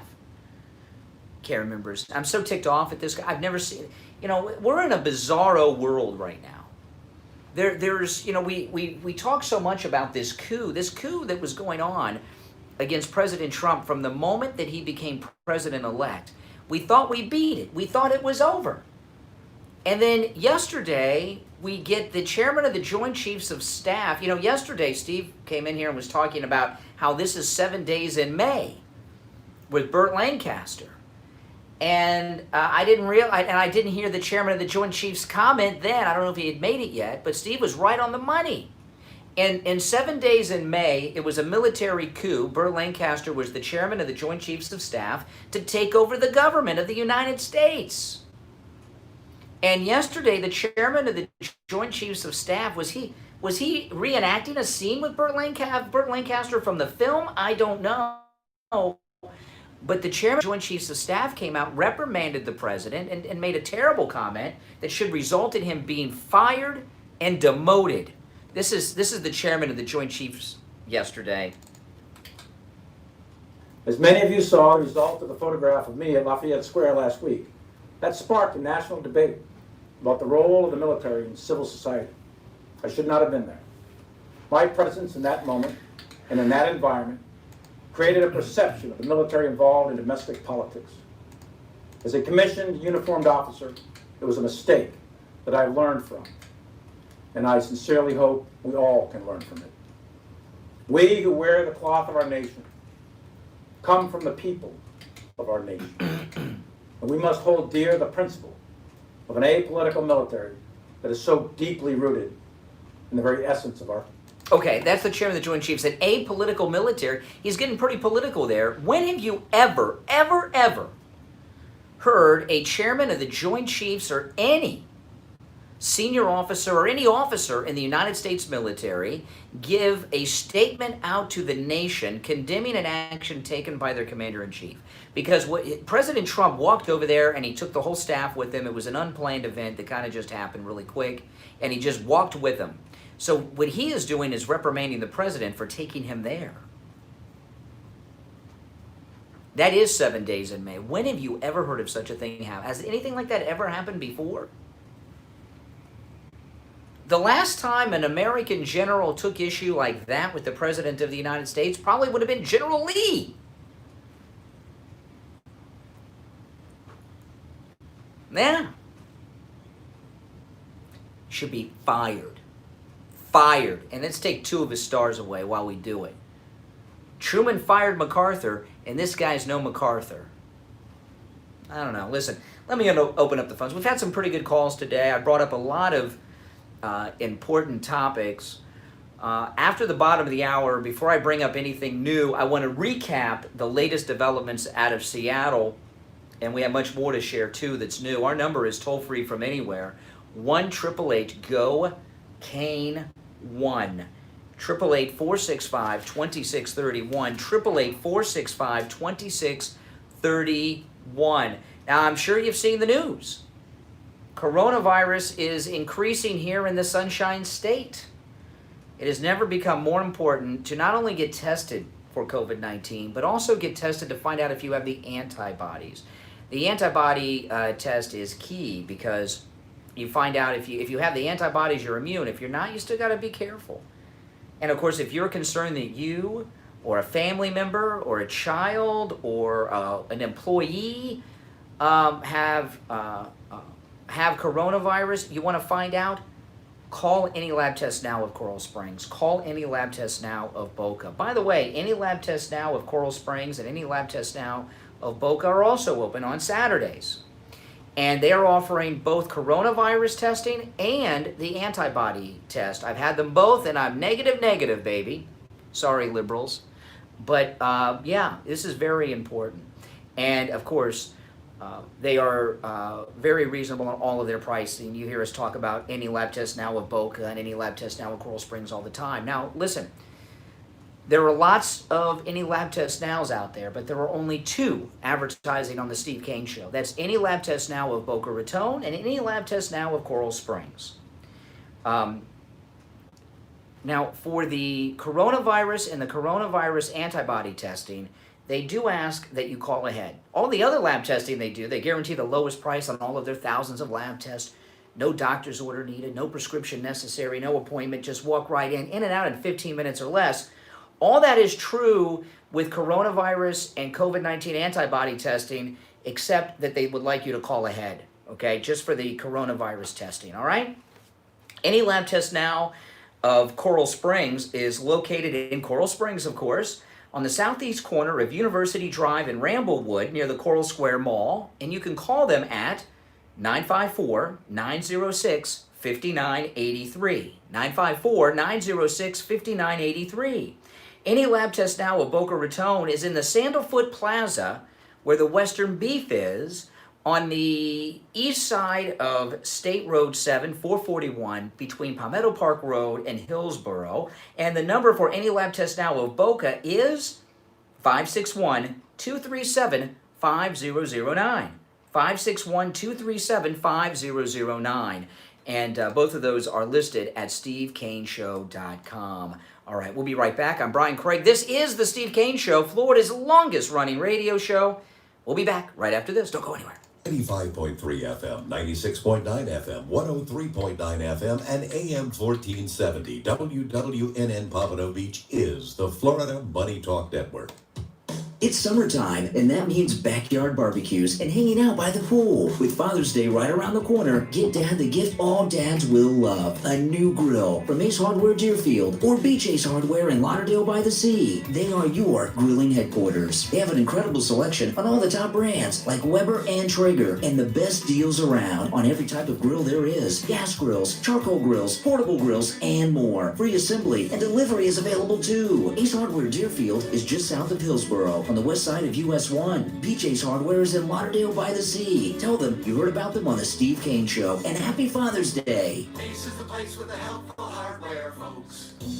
This is Steve Kane for attorney Barry Siegel. Barry did a great job for me and my family when we needed a revocable living trust. Listen to one of our listeners, Ray, talk about his experience with Barry Siegel. I want to praise Barry Siegel. And one of the most important things about sponsors is integrity. You have to know that you're dealing with an honest person. I had to go up to Myrtle Beach for my sister because her husband died, and I was helping her out. She had a trust and everything. She had not revised this trust since 1997. And you know, Barry says every 3 years at least you gotta. I called Barry's office because I had a question. I let the secretary know. I said, look, I'm calling from South Carolina. I know the laws are different, and I'm just asking for information for my sister. Now, you know, most people would just blow you off, right? You know, almost immediately, within a few minutes, Barry himself called me. I asked my questions and so on, and he answered. He was very patient. I was quite a while with him, and I talked about a lot of things, you know, and this and that. But I wanted to say, you know, character, integrity, these are the most important things with sponsors, and all of your sponsors. Steve Kane Show. I've dealt with a lot of them. They all have that you can trust them, and you know you're getting a fair shake. Do what Ray did. Call attorney Barry Siegel right now. Toll free 1-855-FLA-3782. That's 1-855 toll free FLA-3782. Tell them Steve sent you. Donald Trump here. You're listening to the most pro-Donald Trump radio show in America, The Steve Kane Show. Damn straight. I love this show. Melania and I listen Make sure all you guys the time. subscribe, There's guys, no all right? better way to get the word out about your business than advertising here. Make America great again and advertise your business on The Steve Kane Show. Thank you, President Trump. Call 1-888-GO-KANE1. That's 888-465-2631. Meet with me, Brian Craig and Steve Kane, and we will be hearing about you and your business on the longest running radio show in Florida. The Steve Kane Show, 888-465-2631. Listen to the Steve Kane Show on iHeartRadio. Just search for WW. I know. Isn't it nice that the president does spots for us when he's in town at Mar-a-Lago? I just go up there with my laptop, a couple of USB mics, and there we go. Got our spots. All right, welcome back, everyone. I'm Brian Craig. This is the Steve Kane Radio Show. Florida's longest running radio show.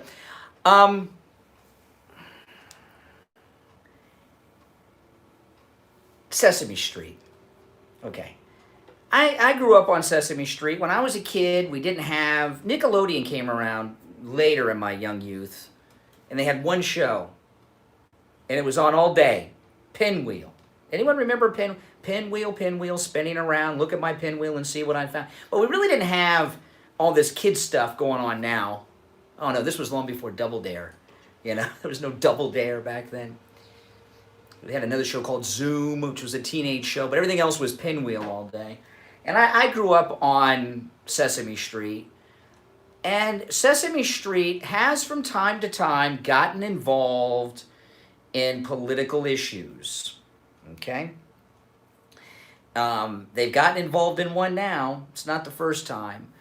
There was a very big controversy on Sesame Street long after the years I was involved in watching it. It was it had to be in the early 90s. They had one of the puppets had AIDS, was HIV positive. Anybody remember that character? I don't remember the name of the character. That an HIV positive, I guess their mother was a HIV drug user. I'm sure the mother wasn't a sex worker because it was Sesame Street. I don't know how they got the HIV, but they've had controversies. They had another one where they had a homeless puppet, you know, on Sesame Street. They've had Romper Room with the mirror. Yeah, I remember Romper. We had Romper Room. I never liked Mr. Rogers. I was a Captain Kangaroo guy myself, and Howdy Doody. But anyway, Sesame Street has always gotten political. And when they had the HIV positive character on Sesame Street, that was very controversial at the time. AIDS was still a hot button issue. A lot of people didn't understand it. But they've really gone over the line. And, you know, the thing where they've gone over the line on this one is this is very different than the Sesame Street that I grew up with. You know, I grew up with a message that was shared with us on Sesame Street. The policeman is your friend. Right? And they would have lessons if someone tries to steal you, kidnap you, or do something. Go to a police officer. That's the old Sesame Street. Now, well, things are different. This is Elmo talking to I don't know who, but this is Elmo on Sesame Street this week. Yeah, I'm bringing this sign to the protest at the community center later. Oh, they look upset. Are the protesters sad? They are sad and upset, and they have every right to be, Elmo. People are upset because racism is a huge problem in our country. Across the country, people of color, especially in the black community, are being treated unfairly because of how they look. Wow, that's Sesame Street. I know, isn't that crazy? Now, if Antifa and Black Lives Matter were going down Sesame Street and burning down, what's the name of the grocery store? He's died, but they still have his store there. Oh my goodness. What's the name of the store on Sesame Street, people? Come on, I'm not the only one. If they went down and burned and looted Bert and Ernie's apartment, right? If they went and trashed Grouch's trash can. What's the name of the store? Mr. Hooper. That's right, Mr. Hooper. I had it before someone told me. If they went down and looted Mr. Hooper's store on Sesame Street, would Elmo be talking like this? Yeah, I'm bringing this sign to the protest at the community center later. I got it before anybody said it. Are the protesters sad? They are sad and upset, and they have every right to be, Elmo. People are upset because racism is a huge problem in our country. Across the country, people of color, especially in the black community, are being treated unfairly because of how they look. Okay. Now, a lot of people are upset at Sesame Street. Yeah, if they looted Mr. Hooper's store, stole everything, and burned it to the ground, I'd like to see. They probably have. This is what's going on with Sesame Street. When I was a kid, we only had Sesame Street, right? You didn't have all these things. And there was no children's programming outside of public television. You had, this is in the 70s, there was Sesame Street, there was the Electric Company, we had Captain Kangaroo in the mornings on regular TV, and Mr. Rod. But Sesame Street really had a monopoly. You're right? Had a monopoly on a lot of things. Not anymore, right? Not only are there all these children channels, the streaming services, and Disney Plus caters to young, very young people. What this is about on Sesame Street, don't get upset. I know it's public television, and they should not have been receiving public money for years. They made a lot of money off of Tickle Me Elmo there and all that stuff, and Big Bird and everything. What this is with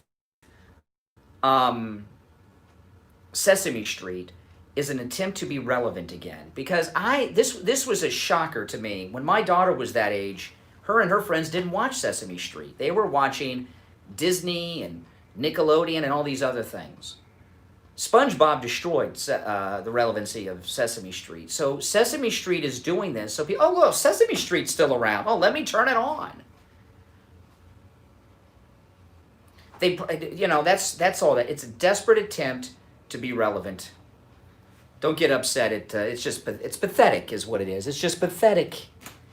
Tickle Me Elmo there. Well, by the way, what happened to that guy that used to do the voice of Elmo that had all those problems? Doug, you're on the radio. Good morning. I don't know what the hell's going on with this country. Everybody since the liberals took over, seems like, have gone crazy. Sesame Street, my kids never liked Sesame Street, like you said. They used to watch Nickelodeon. And yeah. You're old, though. You're probably pre-Sesame Street when you were a kid. You probably grew up with Uncle Milty and Mr. Ed. Yeah, Mr. Ed for sure, Mr. Ed. And yeah. Whatever, but, these people have gone insane. And our side just lets it go on. I don't know why everybody on us. Well, what do you mean? What's our side? What is our side allowing to go on? I'm talking pick a specific one. Conservative thinkers should be protesting and writing letters and some sponsors to not support these shows, just like they do. Mm-hmm. Instead, everybody who is conservative goes, so what? Let them go ahead. And meanwhile, it gets worse and worse. They take over a damn city in Seattle. They make their own city. Unbelievable. Yeah, I know. A city within a city. And then, and now that woman was on, who was the nurse on Tucker last night. I got somebody sent me her video. Unbelievable what this hospital was doing to people just to make money, making people die. Yeah, I saw that on Tucker last night. Yeah, I got to tell you, I was watching that on Tucker, and it's so depressing and sick. I can't even think about it. So what you heard on? See, I mentioned this at the end of yesterday's show. See, I believe Tucker. There's a big division at Fox News Channel between the nighttime people and the news people during the day. This has been around for a long time. This division is not new. A few years ago, they had a Christmas party, and they had Sean Hannity and Shepard Smith do the toast together. There were two factions, the Shepard Smith and the Hannity faction. Now it's Chris Wallace and the Hannity-Tucker faction. And Tucker Carlson did something this week that I believe is an attempt to take back Fox News Channel to We Report, You Decide, because their news programming during the day has become CNN. It really has. Chris Wallace was on The View the other day, and he says, Democrats should come on. We got a lot of people that don't like Trump. We got a lot of Democrats on Fox News. He was saying this on The View the other day. Tucker Carlson sold his shares of his online news publication, The Daily Caller. His partner in that was his college roommate. He sold his shares to his college roommate. And he mentioned something, and he did a post-interview after the sale. He was asked and he answered. He says, yes, we did have a no criticism of Fox policy at the Daily Caller. And the reason they did is because he's the primetime guy on Fox. So he can't have his online publication doing it. I believe that Tucker Carlson has sold the Daily Caller to his college roommate and partner so that they can be critical of Fox News Channel over there, Chris Wallace and the rest, and get Fox News' news programming away from this CNN model that they're doing. I think that's what's going on here. Because he made such a big deal about how he had a no criticism of Fox News policy there because of the conflict. Why would he say that? Right? That's what it was, because Fox is becoming. I listen to One American News. I can't take Fox News other than. Well, let me tell you, I don't have One American News on my cable system, Xfinity. So I got the app, and it's $5 a month. And One American News has really upped their game a lot. They've gotten a lot better, more interesting. The stories they do are spectacular. Their White House reporters are incredible. You know, they're really good. They've really, a lot of people that didn't like One American News years ago, they've had an influx of money. And Trump watches them. He's always, you notice every press briefing, they call on the One American News White House correspondent. Really, report real news. You can't trust Fox News and the rest of them. Forget it. The rest of them are just Democrat party people. Yeah. All right. Hey, listen. I gotta run for a break. Did you have one last thing? Because it sounded like you were about to say one last thing. My God, I can't understand why President Trump can't find people that are more loyal. These people really, I don't know. He should be fired. The chairman of the Joint Chiefs should be fired. They should shut their big mouth. They don't like it. Just shut up and. Now, am I paranoid, or was he reprimanding the president for going to the church? In your mind? I wouldn't say reprimanding, just saying how much he didn't like it, which is not. Please. Yeah. And not needed to. I will say this, though. I do like that they brought back the World War II uniforms. They look sharp. Those World War II uniforms, I always liked those World War II uniforms in the movies. And now that they brought them back to the Army, they look good. They look good. All right, Conservative Doug, take care.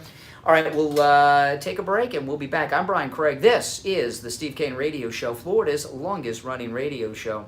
Our number toll-free, 1-888-GO-KANE1. We'll be right back. Attention seniors over the age of 65. In this unsettling time due to COVID-19, if you have recently lost your job or been forced into retirement and want to learn about all of your Medicare health insurance options, call Debbie and her team at I Will Advisors, 954-753-8080 for a free review of your existing health insurance plan and to receive a free no-obligation education on all of your Medicare options. I Will Advisors are carrier neutral, which means they don't just represent one insurance carrier, they represent all major national carriers and will guide you through the confusing process to find the right plan for your particular needs. Free of charge. Call Debbie and her team right now. 954-753-8080. 954-753-8080. 95.3 FM, 96.9 FM, 103.9 FM, and AM 1470 WWNN Pompano Beach is the Florida Money Talk Network.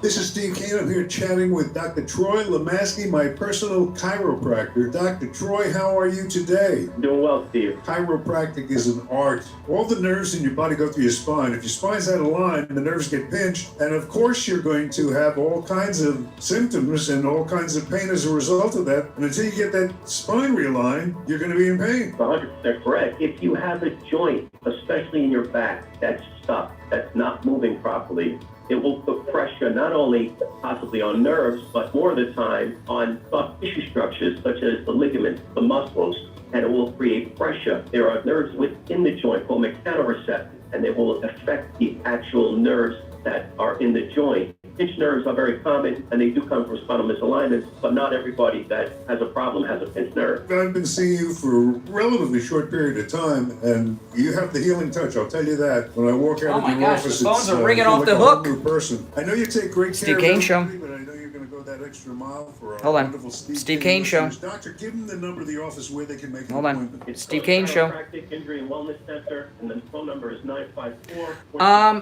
don't you call back at the top of the hour? We'll do it coming out of the top. Great. Thanks a lot. We're located in East Fort Lauderdale. We're just one block of US 1 and Oakland Park Boulevard, right off Middle River Drive. The address is 2510 East Oakland Park Boulevard, Fort Lauderdale. Dr. Troy Lamashki, a great healer. Make an appointment today. Feeling old, tired, broken down? Dr. Matez can fix it. In 2005, Dr. Matez introduced South Florida to the amazing hormone pellet. Yeah, I like the Super Friends myself. Reverse the symptoms of aging and leave you feeling fantastic. Energy, sex drive, and weight control are just a phone call away. If you want to look good again, feel good again, and function good again, call Boca Raton Center for Age Management at 561-953-5490 or online at brc4am.com.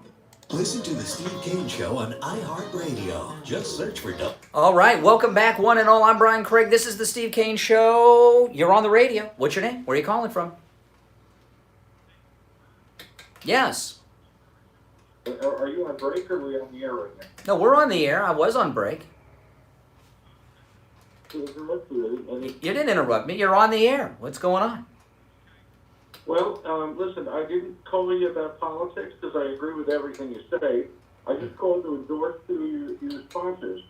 Mike from Friendly Tire, fantastic guy. I called him up. I told him I didn't need tires right now, but I wanted to print. He calls me back in 30 minutes. And I told him, you don't have to because I'm not buying them right now, but you know what? I need 8 tires, and I am going to go to him because he's a fantastic guy.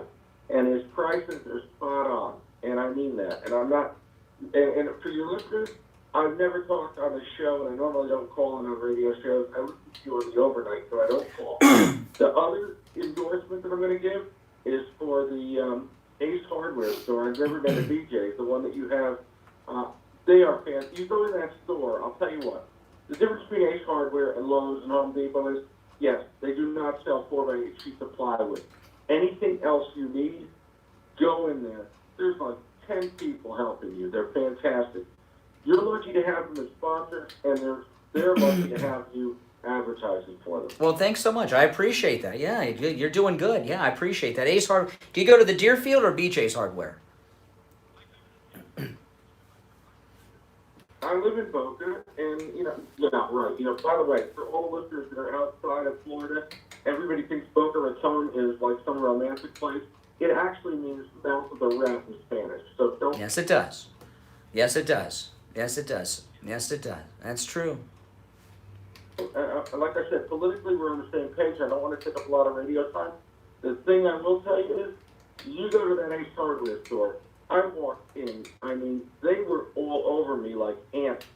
Well, they want to help you because when it's Ace Hardware is a small business. Those 2 locations are owned by Frank. He owns both locations, and when you're dealing with a small independent business, you get a level of customer service that you don't get at those other places where you're interrupting them texting or having a conversation with somebody. You know what I mean?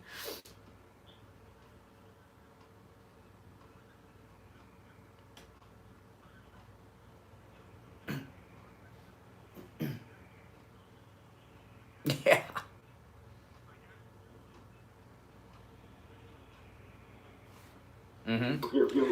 Selling wires. You can tape it. You can use this paint that's rubberized, or you can use what's kind of like a shrink wrap. Yeah. Leave the shrink wrap for the. Before I finished the sentence, they said, "Come with me, aisle 8." They were absolutely. Well, I tell you, when Ace Hardware, my wife loves Ace Hardware because the entire inside of our house has been completely renovated since Ace Hardware joined us by me. And by the way, I pay for everything. People think I got some trade deal going on at Ace Hardware. I don't. I pay for everything. And you know what? The prices are so great. I have no problem paying. Believe me. But I've redone almost the whole inside of my house. I'm tackling my bedroom next. My master bedroom's getting a, No, you're fine. You're doing very well. You're doing great.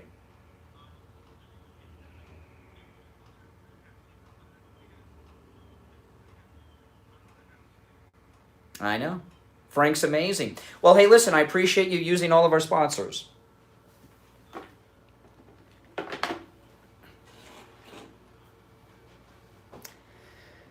What's the problem? Sexual dysfunction, or you just want to have more energy and cognition? Are you married or single? No, you should take your wife with you. A lot of couples do that. Hey, listen, I appreciate the call, and thanks so much for all the great reviews of our sponsors.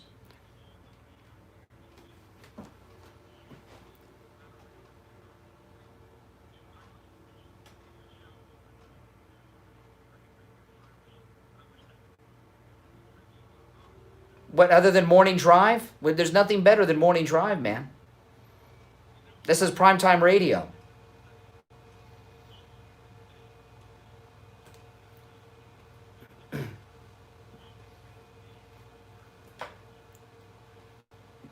Well, I'll tell you, if you want to hear me, if you want to hear something very funny with me with Neil Rogers, go on YouTube and find Neil Rogers' 20th anniversary show.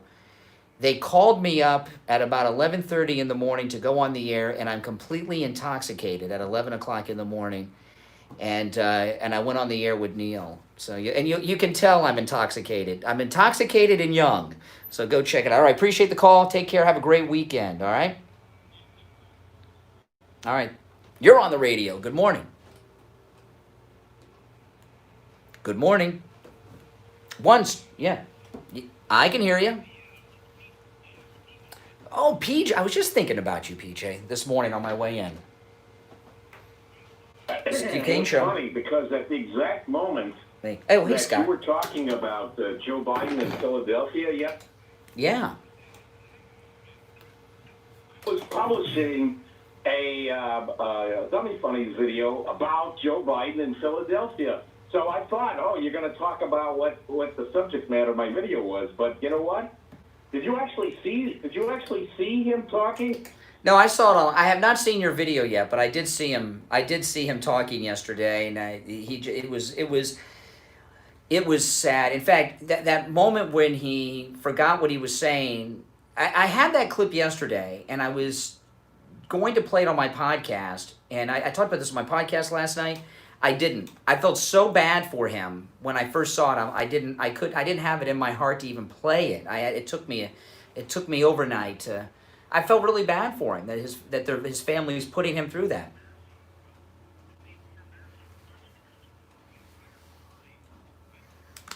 Are you talking about the mask?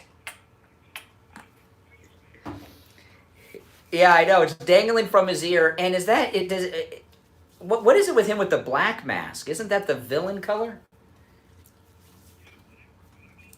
Looks like Bane.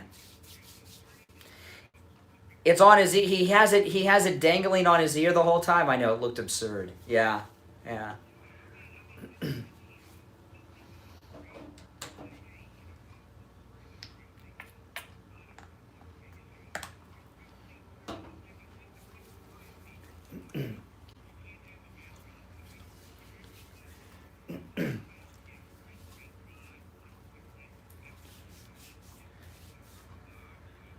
I went to Publix yesterday with my mask on, and it was like 82% humidity yesterday. I was dying. I was having a very difficult time because of the humidity starting to get really bad now. I'll tell you why I was thinking about you. I was thinking about you on the way into work this morning, because I was thinking, don't nail me down on a day or a time yet. We'll talk about this.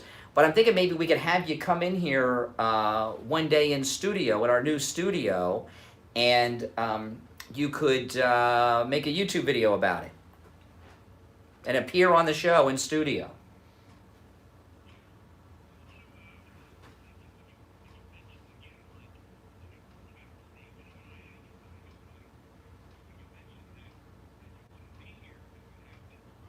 That's true. That's true. That's true. I've met him a couple of times, Oliver North, since then. Once with my father and another time on my own, and I brought it up to him. Both times. What had happened, they were sitting. My dad was with Oliver North the whole time he was in Vietnam. He was his lieutenant, and it was Oliver North's. I think it was his first tour too. Might have been, but. My father had gotten shot while they were sitting on an armored vehicle and fell off, and they didn't see him, and the vehicle kept running, and Oliver North saw him, jumped off, ran under enemy fire, and picked him up. It was like out of a John Wayne movie, and carried him out of the jungle and put him on a helicopter. But he told me a story once about Oliver North that was really wild. They were out in the jungle without food for about a month. And they flew in a helicopter to bring them food, and the helicopter took enemy fire, so the pilot wouldn't land to bring them supplies.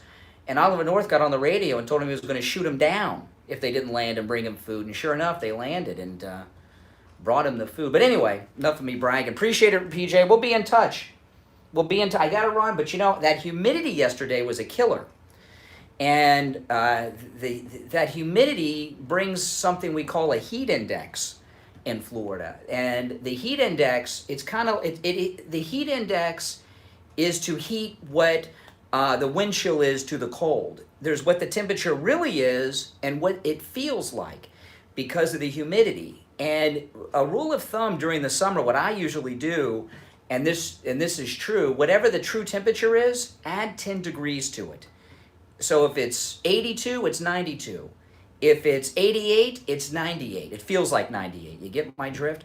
And that's where Scott from Cut My Kilowatts comes in, because with his radiant barrier that he installs in your attic, it lowers the temperature not only in your attic, but also in the ceiling of your home.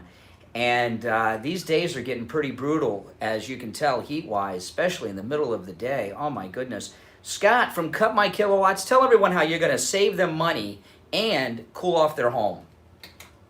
Hey Brian, with our radiant barrier, we put it in the attic and we literally cut the temperature of the attic, which takes the load off your AC, so that means it can do things like take the humidity out of your house, not just try and cool it. You know, it has two stages on it, most ACs now, so one stage runs to cool, and the other stage runs, you know, just to pump humidity out. Well, when it can't keep up and it's trying to hold temperature, all it does is cool, and if it doesn't take the humidity out, your house gets cooler, but it also gets more humid, so it doesn't feel cooler. And that's really where the runtime, the machine cycles properly, it functions properly, it gets to remove the humidity and actually condition the air, not just cool the air. That's yeah. What an air conditioner. Yeah. Critical thing here, Brian, is that right now we're holding this sale till the end of the month, but at the end of the month, this sale will absolutely be gone. It's getting really hard for my guys right now, and it's actually taking us a lot longer than it was a couple weeks ago because the temperature shifted. It's getting hot a lot sooner. You know, I mean, I wake up in the morning and it's already hot, where it used to not get hot till 9, 10 o'clock. Yeah.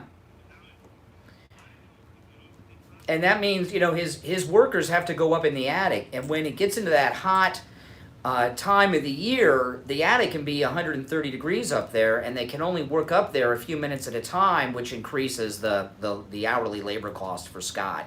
So, you know, so when it gets too hot, these offers that he's giving you right now to save big money, he just won't be able to afford to do because his labor cost increase. Yeah, literally it takes us 2 days to do a job that we do in 1 day. Yeah. So we literally have to charge almost double the price. Mm-hmm. And that's just the way it goes. And believe me, when people are in pain and they can't cool their house, they'll pay it. So what is the savings offer you're giving right now? You have an incredible deal. What's the offer, Scott? Right now, it's 50% off of the radiant barriers. You're getting it for $1 a square foot installed in your house. and 50% off insulation. So you get insulation for like 70 cents a square foot for R30. I mean, and I've given an additional $500 off on jobs over $1,500 with a barrier. Wow, wow. That's a double savings.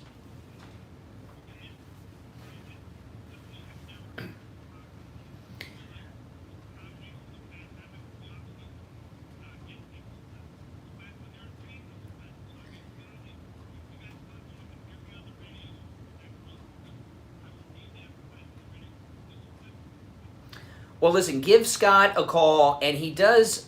He is available over the weekend. His crews even work on the weekends. His number 954-939-1500. 954-939-1500. Scott from Cut My Kilowatts. Have a great weekend. We'll talk next week, Scott. All right, take care. All right, we'll be back right after this.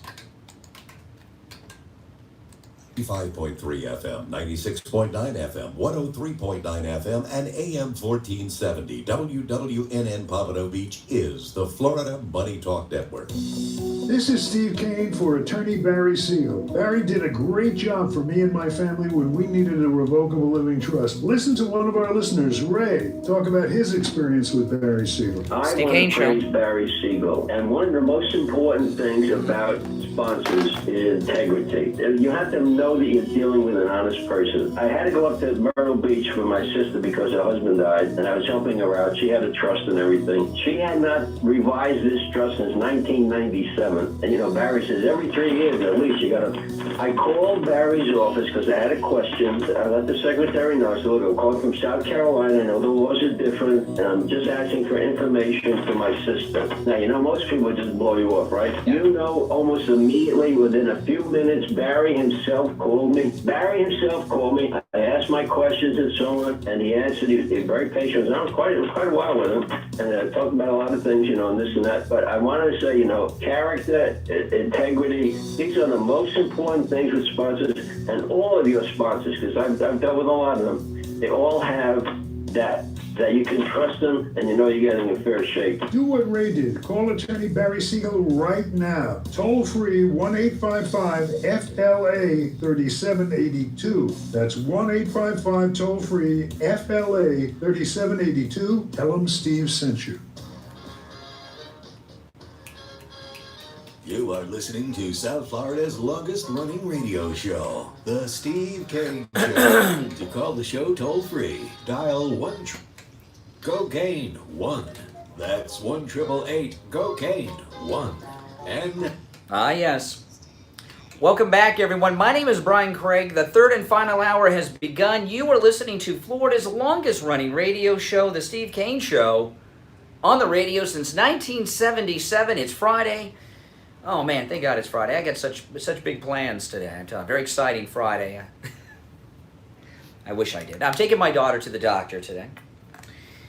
That's my Friday plans. But we're having a great time here. The show is flying by. We only have 53 minutes to go. And, you know, there was a lot made last week of police officers taking a knee.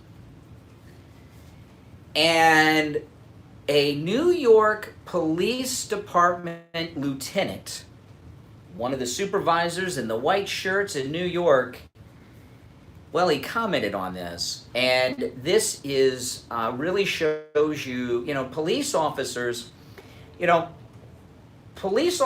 maintain law and order for a number of reasons. But I think probably the most effective, now I'm not a cop, I know we have a lot of police officers who listen, but that listen to the program, but I imagine the most effective tool of a police officer is the fact that people respect them, right? And fear them.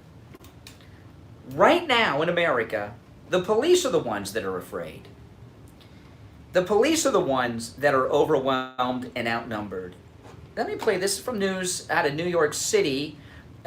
This NYPD lieutenant took a knee, led his officers and took a knee among the protesters in New York City, and now he says he regrets it. Listen to this. Solidarity with the protesters, cops have taken a knee, a symbolic Steve gesture. Kane Show. Even the chief of department, Terrence Monahan, joined in.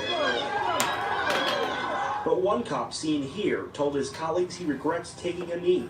In an email to his fellow officers, Lieutenant Robert Catani of Midtown South said, quote, "I made a horrible decision to give in to a crowd of protesters' demands and kneeled alongside several other officers," adding, quote, "I know that it was wrong and something I will be ashamed and humiliated about for the rest of my life. We all know that the expletive in Minneapolis was wrong, yet we don't concede for other officers' mistakes," end quote. He said he's had trouble eating and sleeping since taking a knee, and even adds he considered leaving the department. The lieutenant's note comes on the heels of several police reform bills being passed by state lawmakers. Okay, I bet that lieutenant's retired by the end of the year. Do you think de Blasio and the liberals in New York are going to let that fly? Oh my goodness. That poor lieutenant dedicated his entire life to New York City, and you know they're going to go after him now. And they showed the video. They showed some film from when he took a knee. He and the officers looked terrified. And the last thing you want are terrified police officers in American cities. I mean, what does it take to terrify a New York City police lieutenant? And it was a surrender that he did to protect his officers from taking a beat down. Because they're so outnumbered. Scary, isn't it? Scary. Scary. Meanwhile, the mayor, de Blasio, is out there bragging about how great his daughter is from going to the anti-police protest. And he's got a lieutenant talking that way. Oh, man. All right, now, I want to get back into, I talked about this at the top of the show at 6, but I think it's very important, and people that may not have been listening during the 6 o'clock hour, I think really people need to hear what I'm going to share with you. I was talking yesterday about what's going on in Seattle. What's going on in Seattle is not being reported properly. What's going on in Seattle, yesterday I thought it was kind of a joke. It's god-awful what's going on in Seattle. The people inside the Chaz are being terrorized by the armed activists who have taken over the community. And the media don't want you to know what is really going on in Seattle. You know, what's going on in Seattle is one of those incidents that in the past, the media would travel there and they would camp out and they would be broadcasting their nightly news and their daily news broadcast from the site. But the media don't want you to know and they don't want you to see what is going on. And I have two pieces of audio that are just amazing. Now, the first one is the Sleepless in Seattle mayor, I'm calling her. But sadly, she's not asleep. She's very well awake, and she's endorsing what's going on in Seattle. This is the mayor of Seattle. She was on CNN last night with Fredo, who thankfully was actually dressed, as opposed to during his wife's yoga video where he was completely naked. This is the mayor of Seattle on CNN last night talking about the activists that have taken over the police station and taken control of the Chaz in Seattle. On the ground in your city, but in terms of how it looks to the rest of the country and the president teeing it up as basically ineptitude, the inability to control your own streets. Is that fair criticism? So I know it will shock you that the president is perhaps not giving an accurate or truthful picture. We've got 4 blocks in Seattle that you just saw pictures of that is more like a block party atmosphere. It's not an armed takeover. It's not a military junta. We will make sure that we can restore this, but we have block parties and the like in this part of Seattle all the time. It's known for that. So I think the president, number one, there is no threat right now to the public, and we're taking that very seriously. Okay, so it's a block party and there is no threat to the public. Well, this other piece of audio that I uncovered this morning that I'm going to share with you is from the police chief of Seattle. They have a lady police chief who is also African American, and her being black is very important because these white liberals that have taken over the police station and have set up their own country, the Chaz, have told the world that they're there to protect protect black people from the police. The police chief is a black woman, and I promise you she's a Democrat. She spent her whole life in Seattle. She recorded a video message, not meant for the public, but for her officers about the situation there, because the police department in Seattle is demoralized a little bit. Morale is low because one of their police stations has been taken over by criminals. And the police chief of Seattle recorded this video to her officers, and then they leaked it out to the rest of us. And now the mayor says it's a block party and no one's being threatened. That's what the mayor says. The police chief tells a completely different story. Here it is. Here's the chief. I want to update you all on the situation at the East Precinct. The decision to board up the precinct, our home, the first precinct I worked in, was something I have been holding off. You should know, leaving the precinct was not my decision. You fought for days to protect it. I asked you to stand on that line, day in and day out, to be pelted with projectiles, to be screamed at, threatened, and in some cases hurt. Then to have a change of course nearly 2 weeks in, it seems like an insult to you and our community. Ultimately, the city had other plans for the building and relented to severe public pressure. I'm angry about how this all came about. Okay, now stop down now. So what the police chief is, now again, this is a video message that the black female Democrat police chief of Seattle recorded and sent out to her officers yesterday. And this was before the Seattle mayor went on CNN last night with Fredo. And what she's telling us is, she takes this personal because this is the first police station she worked at, first precinct when she started as a cop, okay? Seattle's her home. She worked her way up. She wasn't one of these outsiders hired from another city and brought in. She worked her way up through the ranks, apparently. So she's taking this personal.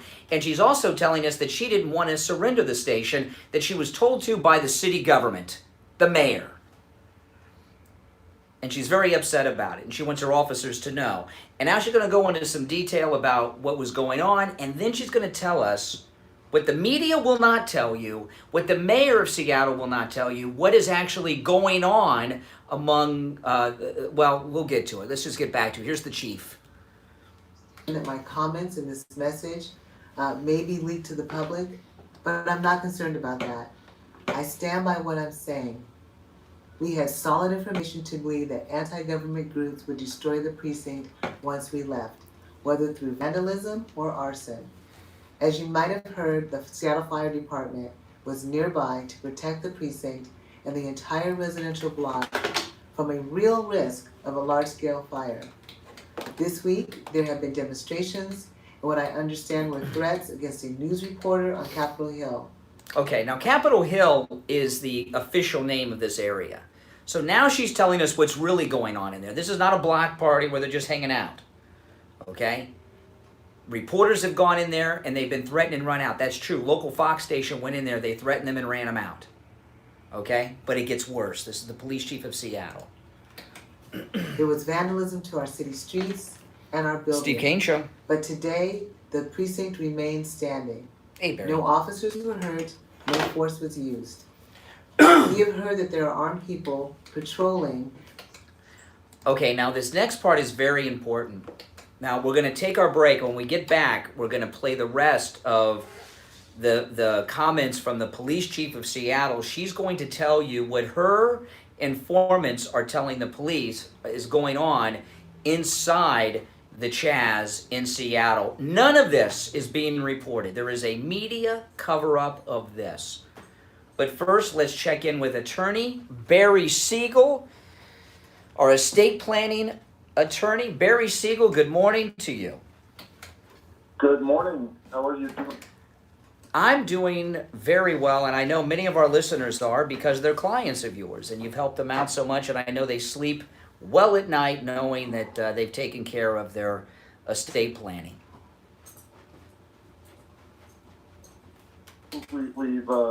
We've helped a lot of listeners over the years. Oh, yes. We're here for them, and they come in for their 3-year reviews. So our goal is to build a long-term relationship. It's not a one-time transaction. And one of the key things that seems to be one of the goals that people have is that they want to avoid probate. And Sometimes people come in, they know exactly what it is. Sometimes they have no idea. They just heard that it's something they need to avoid. And probate is court. So, you know, if you're out there listening, think to yourself, unless you're an attorney and you're getting paid by the hour, do you like going to court? Nobody does. You have to deal with lawyers and lawyer fees. Oh, yeah. Control because judges are making decisions. It's a public process. It's just something you don't want to deal with. And probate is going to be there for you, either if you have no estate plan, because your estate plan is an estate plan under the rules of Florida, they call it the rules of intestacy under the Florida statutes, or even if you have a will, and that may surprise some of you, but a will is your ticket to the probate process. A lot of people think they're going to avoid it. No, if the assets are still in your name, then you're going to have your assets.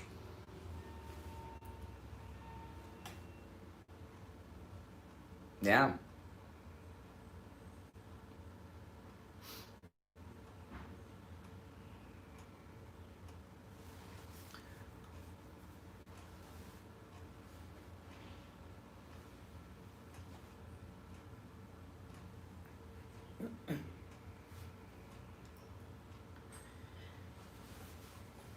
That's right.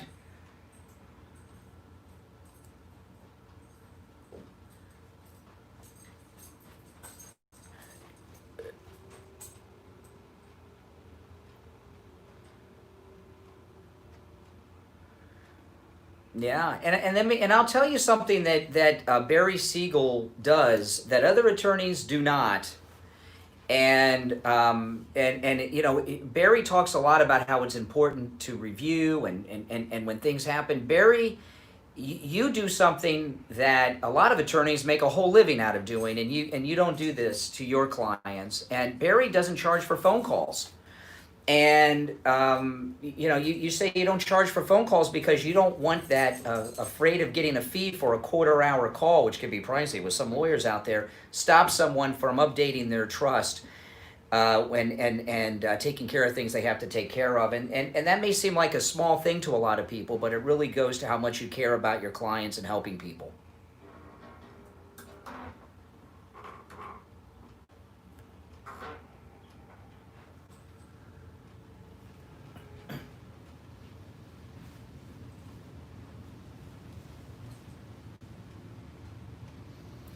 Yeah, that's right. They charge you.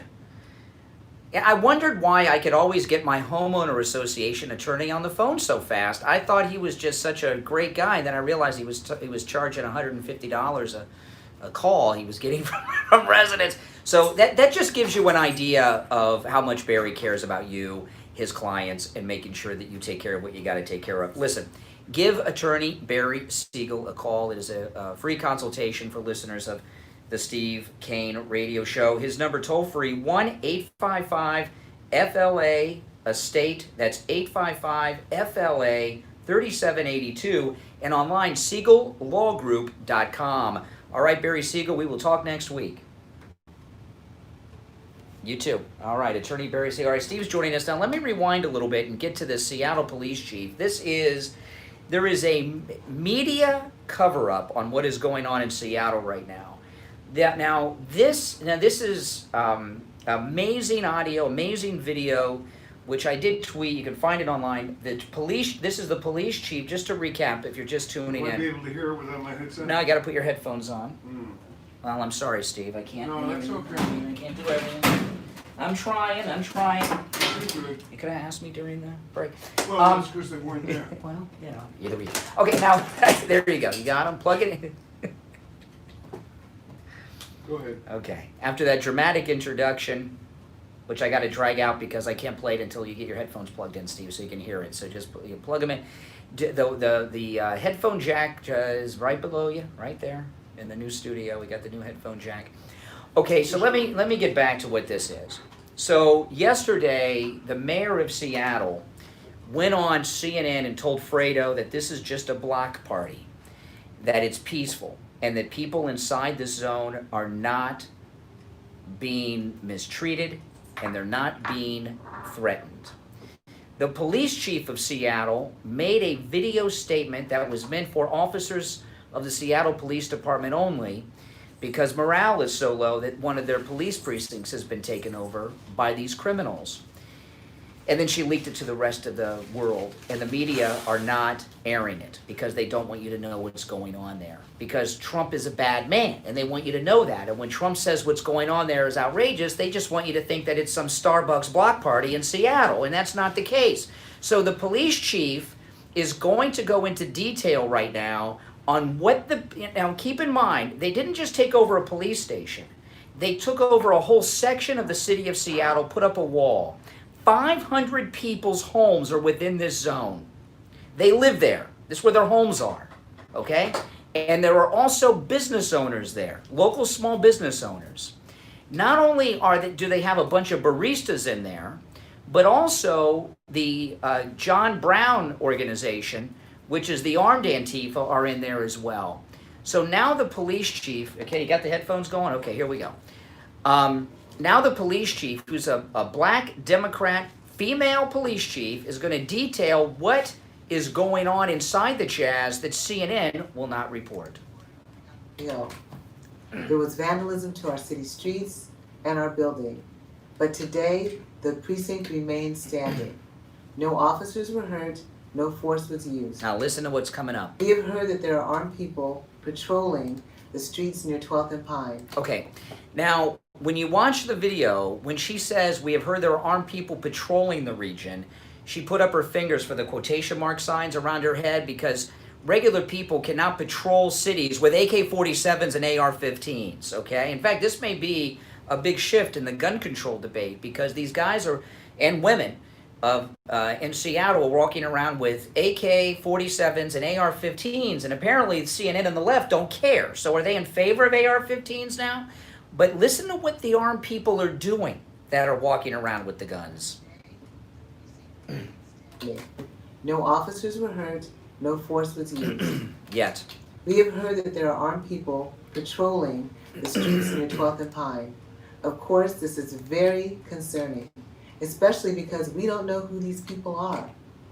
We've also received report that these armed people may be demanding payment from business owners in exchange for some of that protection. Okay. Now, someone in the chat room says they have open carry there, it's legal. It is not legal to walk around with guns and tell business owners you're protecting them and to pay you money, which is this is what the mafia does. It's an extortion protection racket, and it's worse than the mafia because the mafia didn't walk around with AK-47s doing it on the streets.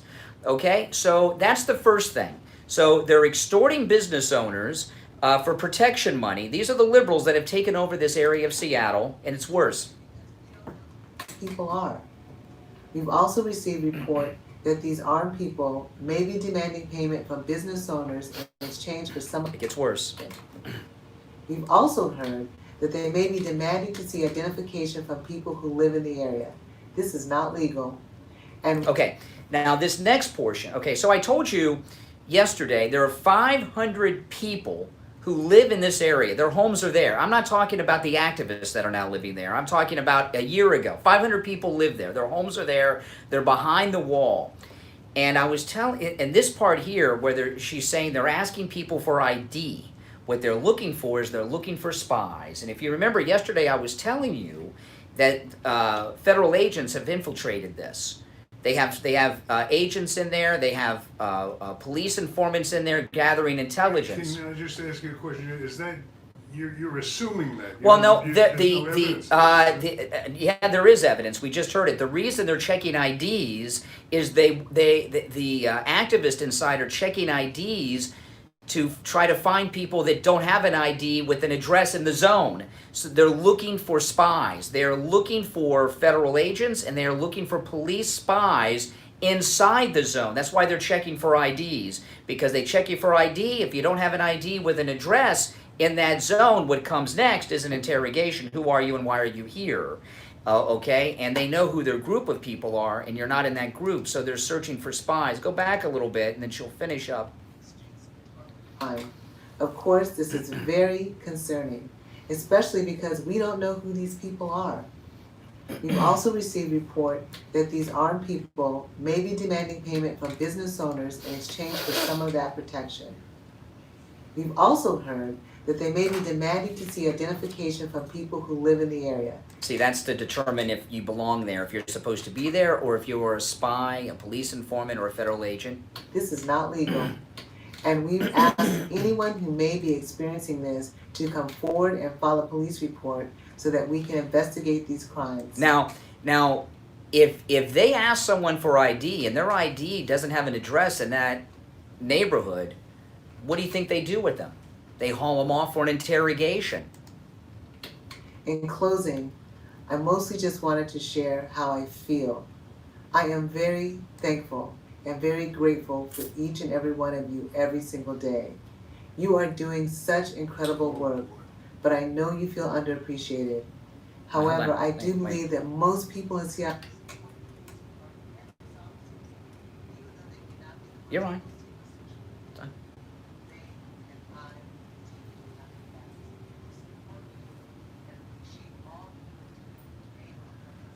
Okay, now that's the police chief of Seattle, black Democrat woman. She said a bunch of things. She said, one, she was ordered to evacuate the police and let the activists take over the precinct in the neighborhood. Two, she's been ordered to let them maintain their fortress. Three, businesses are being shook down. There's an extortion racket going on by these activists at gunpoint going to business owners for attacks. Three, they're checking the people inside there at gunpoint for ID to make sure they belong there. And four, she wants to go in, is what she said at the end, and she's not being allowed to. And, Can I ask you a question? Yeah. Do you see, we live in this marvelous age of paranoia that where the things that you would never imagine could happen somehow strangely seems to happen. Do you have any idea what the big picture is here, what they're trying to do in terms of Trump? Yeah, they're trying to get this is what the activists are doing.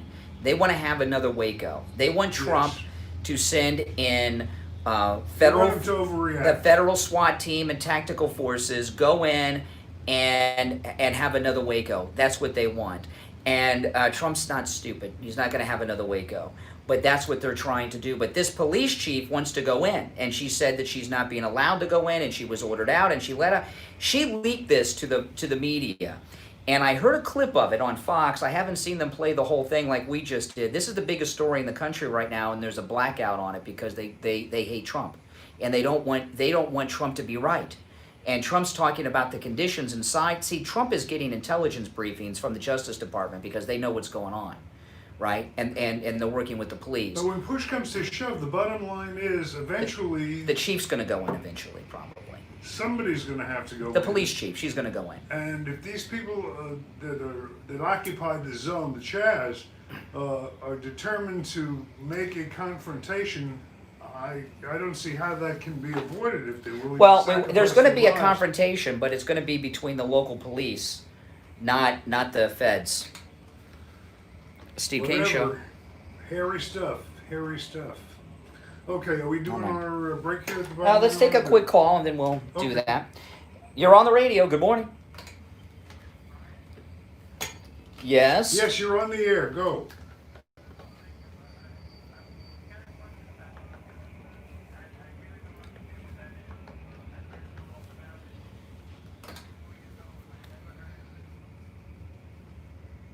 June, yes. Brian, I don't know the answer to the question. I'm doing three things. I'm trying to call Richard Pearl. It's a holiday the blacks celebrate. It has to do with the abolition of slavery and all of these things.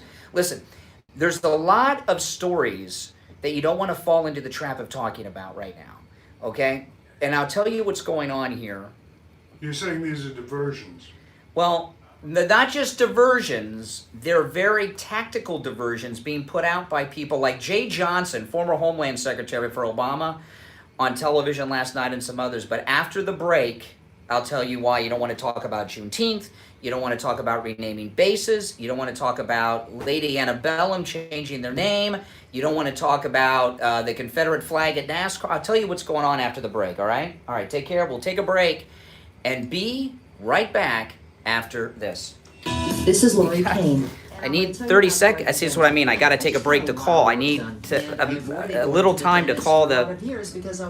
I didn't want to take a recorded break to call him. For my free consultation, which, by the way, he offers to all Steve Kane listeners. I had 2 cavities. I needed a crown on top and a crown on the bottom. Because it makes the break too long. I didn't want to take the break. So Hey there, I hold on. scheduled my appointment for the next Saturday because Brighton Dental has Saturday appointments available, and they saved me a ton of money. See, And I will be patient for life. Steve, I know, but I'm doing 20 before more. the show. That's why you used to do them before I the just show. forgot. Incredible discounts on all dental procedures, just like they gave me. Prices are so reasonable, you don't have to worry about the cost. So call Brighton Dental today at 954-922-4633. That's 954-922-4633. What's going on there with You can visit them at brightonddental.com. special zone and all Tell them that? Lori Kane That's a sent you. rerun of what Lori is. Yeah. Hold on. Do you know that? Yeah, hold on.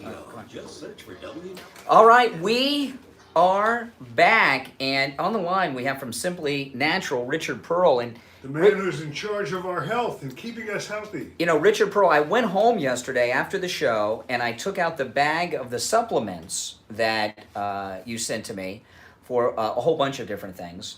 And I went through them all with my wife, and my wife said, wow, Richard Pearl has you all set up here for all of your health needs, she said to me. So she's, you got a new fan of my wife, Richard Pearl, but I got to tell you, you set me up with a batch of supplements that are everything I need. The initial complaint was about blood pressure. Yeah, but yeah.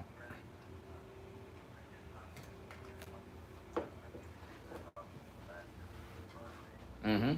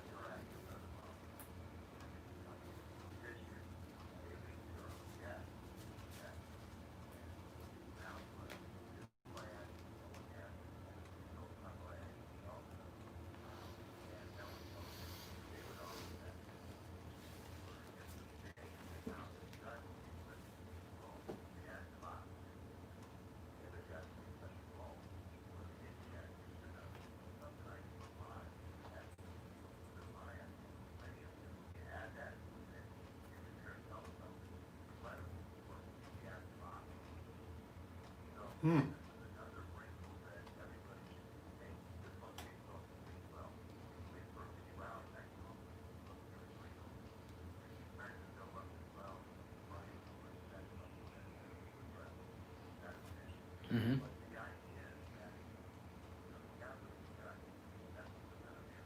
It all begins in the gut. That's for sure. And also, if people want to drop by, Richard, and get a detailed discussion with you, and should they bring their blood work? Is that a way you can go with them?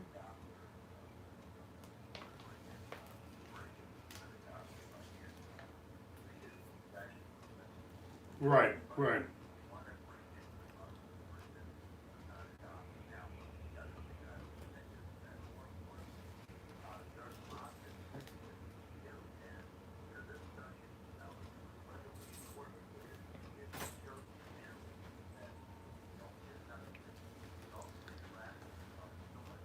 Steve, watch. I'll do it. Watch. Richard, tell them where they can find you if they want to talk.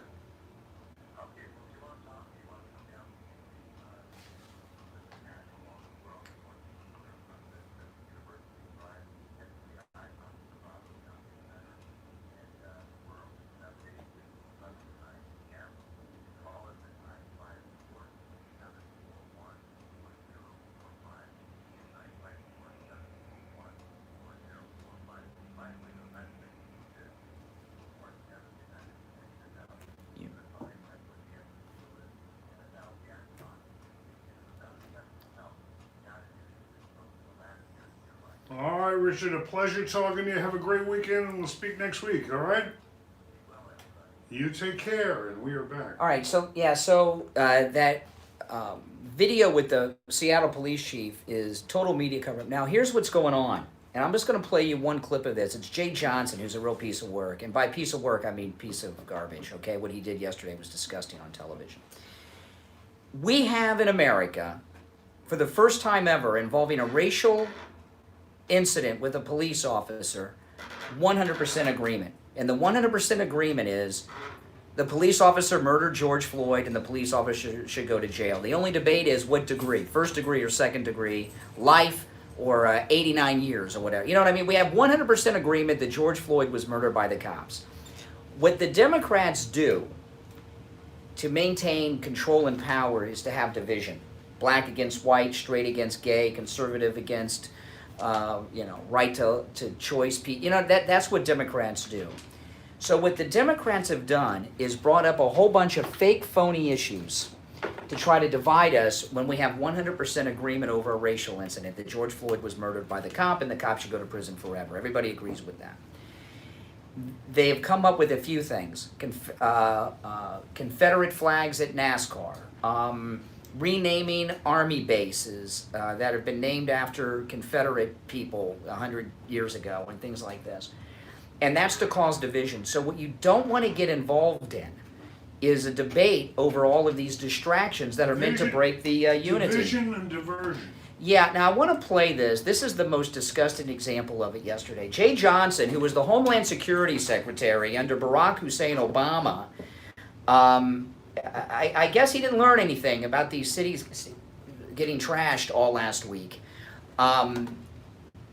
What he pulled on television last night was one of the most inciting things I've ever seen a high-ranking official do. And even though he's not in the government now, he still is a prominent person in Democrat circles. Very pleased to see that the CNO of the Navy and the Commandant of the Marine Corps have decided they should ban Confederate flags. You gotta stop touching the mic.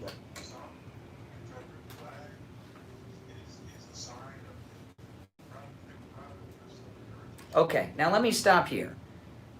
Why is the Confederate flag even being talked about? Why has there been an issue with the Confederate flag? This is all made up, okay? There's been no controversy over the Confederate flag. It's not an issue. No one's griping. No one's flying it. No one's complaining. But he's bringing it up because there's unity over the murder of George Floyd, and Democrats can't win elections if there's unity. They need people at each other's throats. They want a division. Yeah, so I'm not, now again, I don't support the Confederate flag, I understand, but it's not an issue now, okay? If there had been, for example, some troops returning from Afghanistan or Iraq, and they get to the fort and somebody was flying the Confederate flag at the fort and they were upset, that's an issue. There's been no issue, it's made up. They're talking about, in theory, about the Confederate flag, and then Jay Johnson pulls this crap. Listen to this.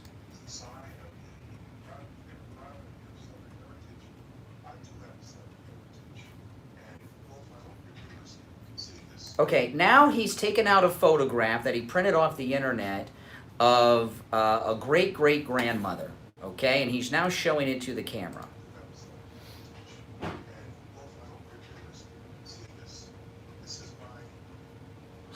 A slave ship, right? Oh, how did I know that? His grandmother.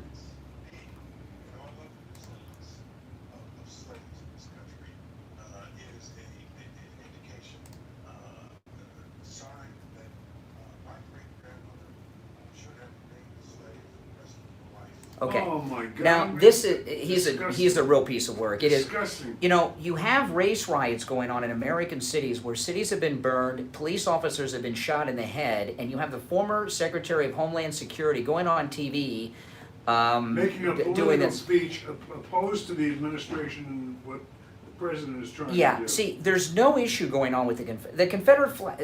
Let me explain what I mean, okay? I mentioned it a minute ago. There's no issue with the Confederate flag right now. I'm not saying that it's right to fly it. I don't fly it. I understand. I'm not in disagreement that it's a symbol of slavery and all that stuff, because it is. But there hasn't been an incident. If, for example, in Minneapolis. Okay, wait a minute. You said there hasn't been an incident. They created it. Well, they've made it up. They made up this illusion of a controversy. It's a false thing. A riot. It wasn't about the flag. It was the statues, which is the statues are part of the same thing. Yes. Okay, the statues being taken down of the Confederate flag. There's been no issue. This is random inciting of violence to create division and to create race riots. For example, what I mean by that is. There's a memorial right now where George Floyd was murdered. If some idiot went over to the memorial site and was waving the Confederate flag, okay, then there would be an issue for someone like Jay Johnson to say, look at this idiot. This is what the flag represents. What's he doing there? There's been no incident involving the Confederacy, the Confederate flag. They've told their people, go tear down the statues and go complain about the flag. There's unity over the murder of George Floyd. We can't have that. We can only win elections if there's racial division. Go out and cause some division. This is his talk on the Confederate flag. That's for the college lecture room. That's all in political theory. Okay, there's been no incident whatsoever. Everyone agrees George Floyd was murdered and the cops should go to jail forever. Everyone agrees, 100% agreement. Going on between then and now is manufactured. Made up, all distraction made up. All made up, phony distraction stuff. There's been no incident. Let me give you an example with the statues. These statues have been there for 100. Most of these statues went up in the 1920s and 30s. Okay, Democrats put up these Confederate statues of their Confederate Democrat heroes. Every statue they take down is a statue of a Democrat, except Columbus. Okay, Columbus wasn't a Democrat. No, he was not. Well, on Columbus Day in New York, there were always a lot of Democrats marching. Yeah, those statues have been up for 60 to 100 years, depending on which one it is. All of a sudden, in 2020, just yesterday and the day before, where they got to take these things down that have been there for 80 years or 100 years, if they put up a new statue, if someone came out and was putting up a new statue of General Lee, I could see people saying, what the hell are you doing? Why are they pissed off at 100-year-old statues today?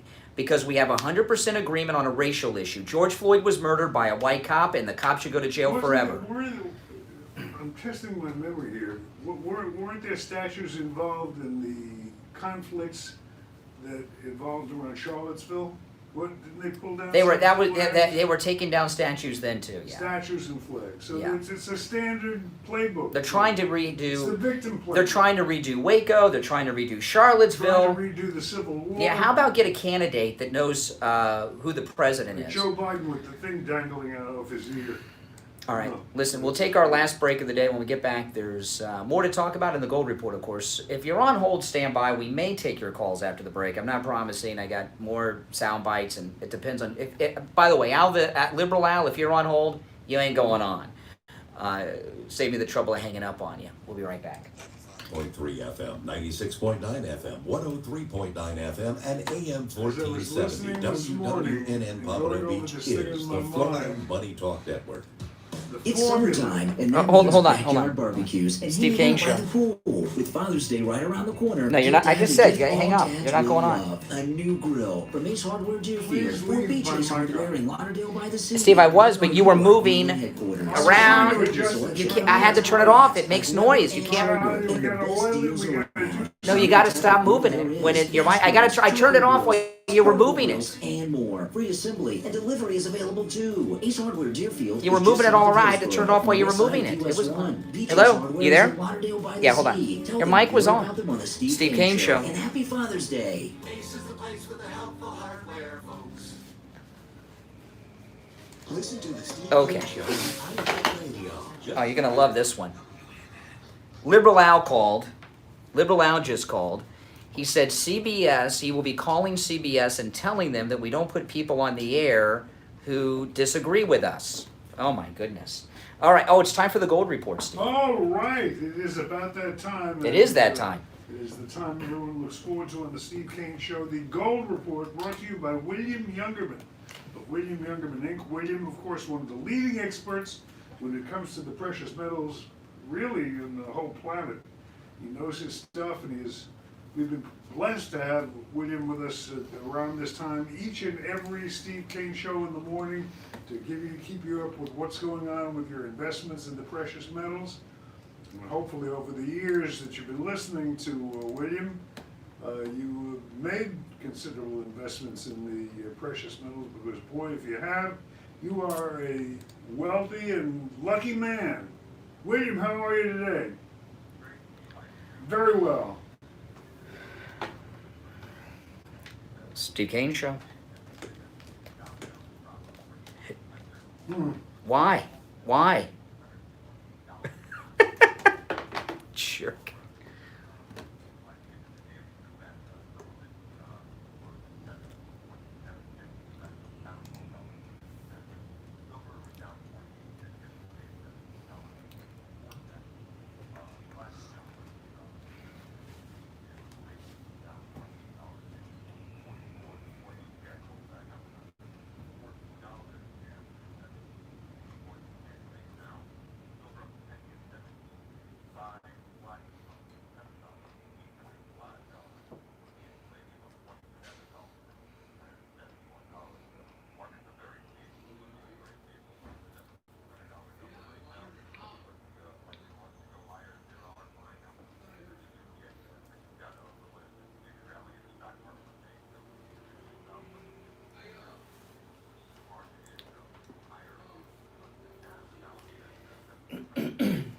And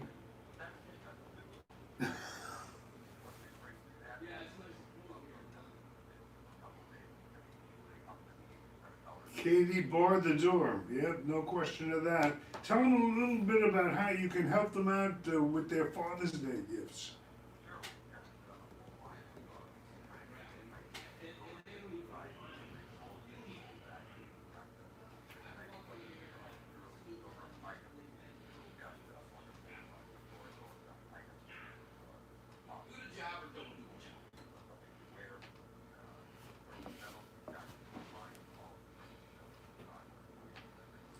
Well, a good day to stop by William Youngerman Inc., located at 150 East Palmetto Park Road in the Bank of America on the first floor, directly across the hallway from the bank. You can reach William by phone, toll free, 1-800-327-5010, or go to that beautiful museum quality website that they have. It's really worth going through at williamyoungerman.com. William, have a great weekend. We'll speak on Monday, all right? All right, and we are back. Now, I was just reading an article about Nigel Farage. You know, guys, everybody knows Nigel Farage. He's awesome. He's a radio host in the UK, and they just took him off the air. LBC in the UK. And I listen to his show. It's online. I've listened to his show. He's very good. He's very good. He does a very good show, and he takes calls from people who agree and disagree with him. He does a very good show over there, and they've taken him off the air, Nigel Farage, for being critical of Black Lives Matter UK, and also in the UK they're taking down statues over there as well. You know, and he compared them to a terrorist organization, so they took him off. They took him off the air over there because they're taking down their statues as well. You know, I don't know what Black Lives Matter is doing in the UK. They didn't have segregation. They ended slavery like in the 1820s or 30s over there. I can't remember when they abolished slavery in England, but they did it long before we did. I don't know what the grievance would be. You know, the more I watch television at night on Fox, the more impressed I get each day by Carlson. Oh, last night Tucker Carlson's show was disturbing. Oh, that was a great show. Absolutely, in terms of content, in terms of point of view, in terms of being fearless, they are coming to trying to get him off the air.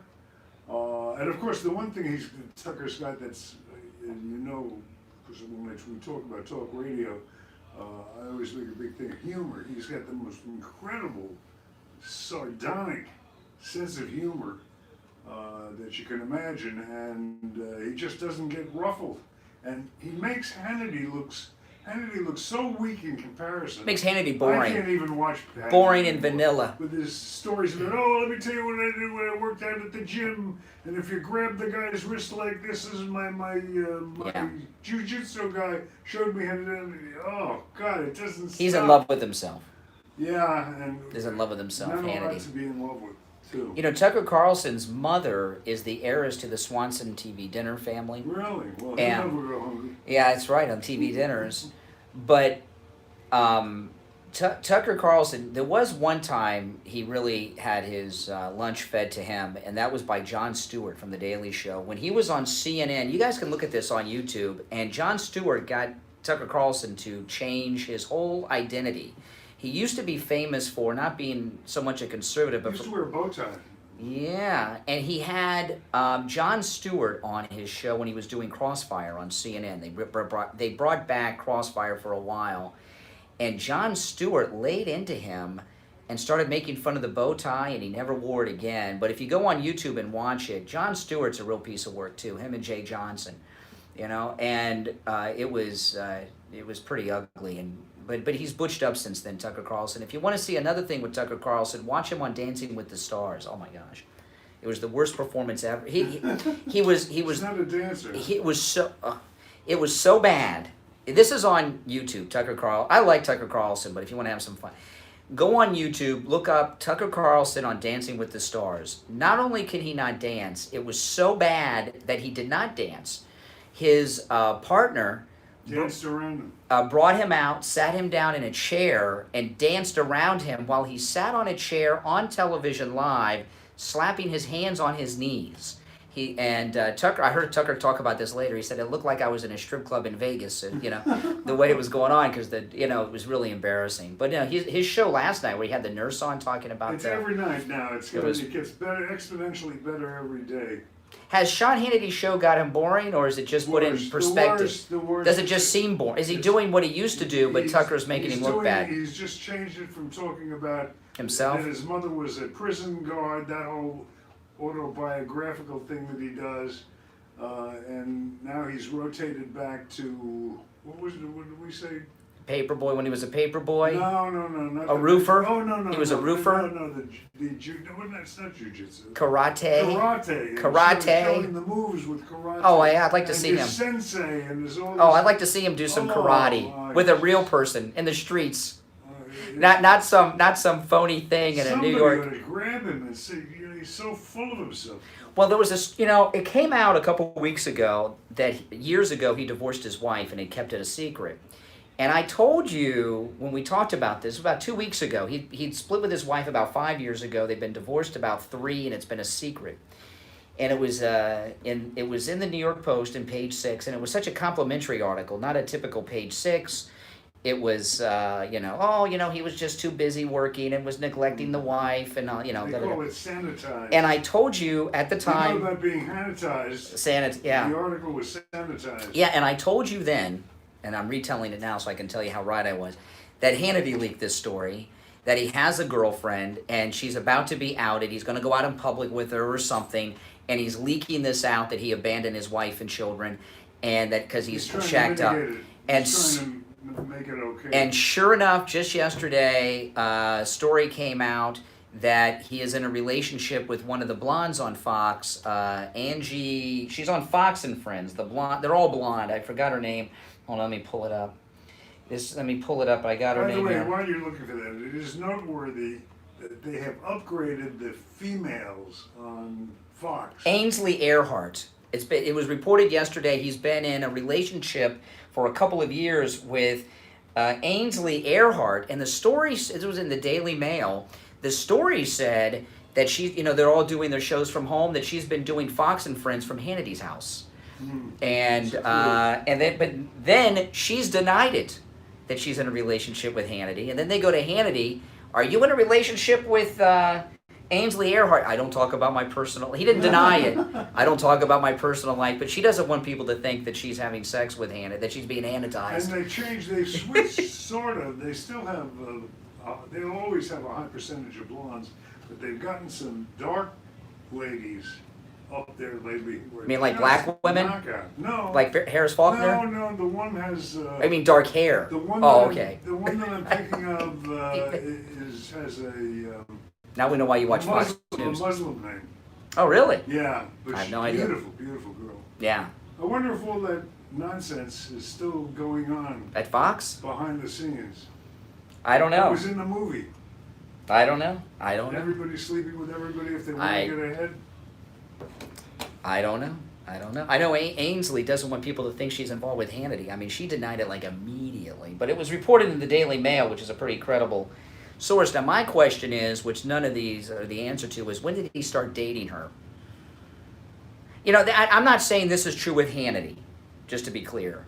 But typically, people don't leave their spouse unless they got something else set up. That has been my experience. And that, yeah, so I don't know. But we're out of time, and that's it. We thank you for having joined us on today's Steve Kane Show. Have a great weekend. A lot of exciting stuff to catch up on.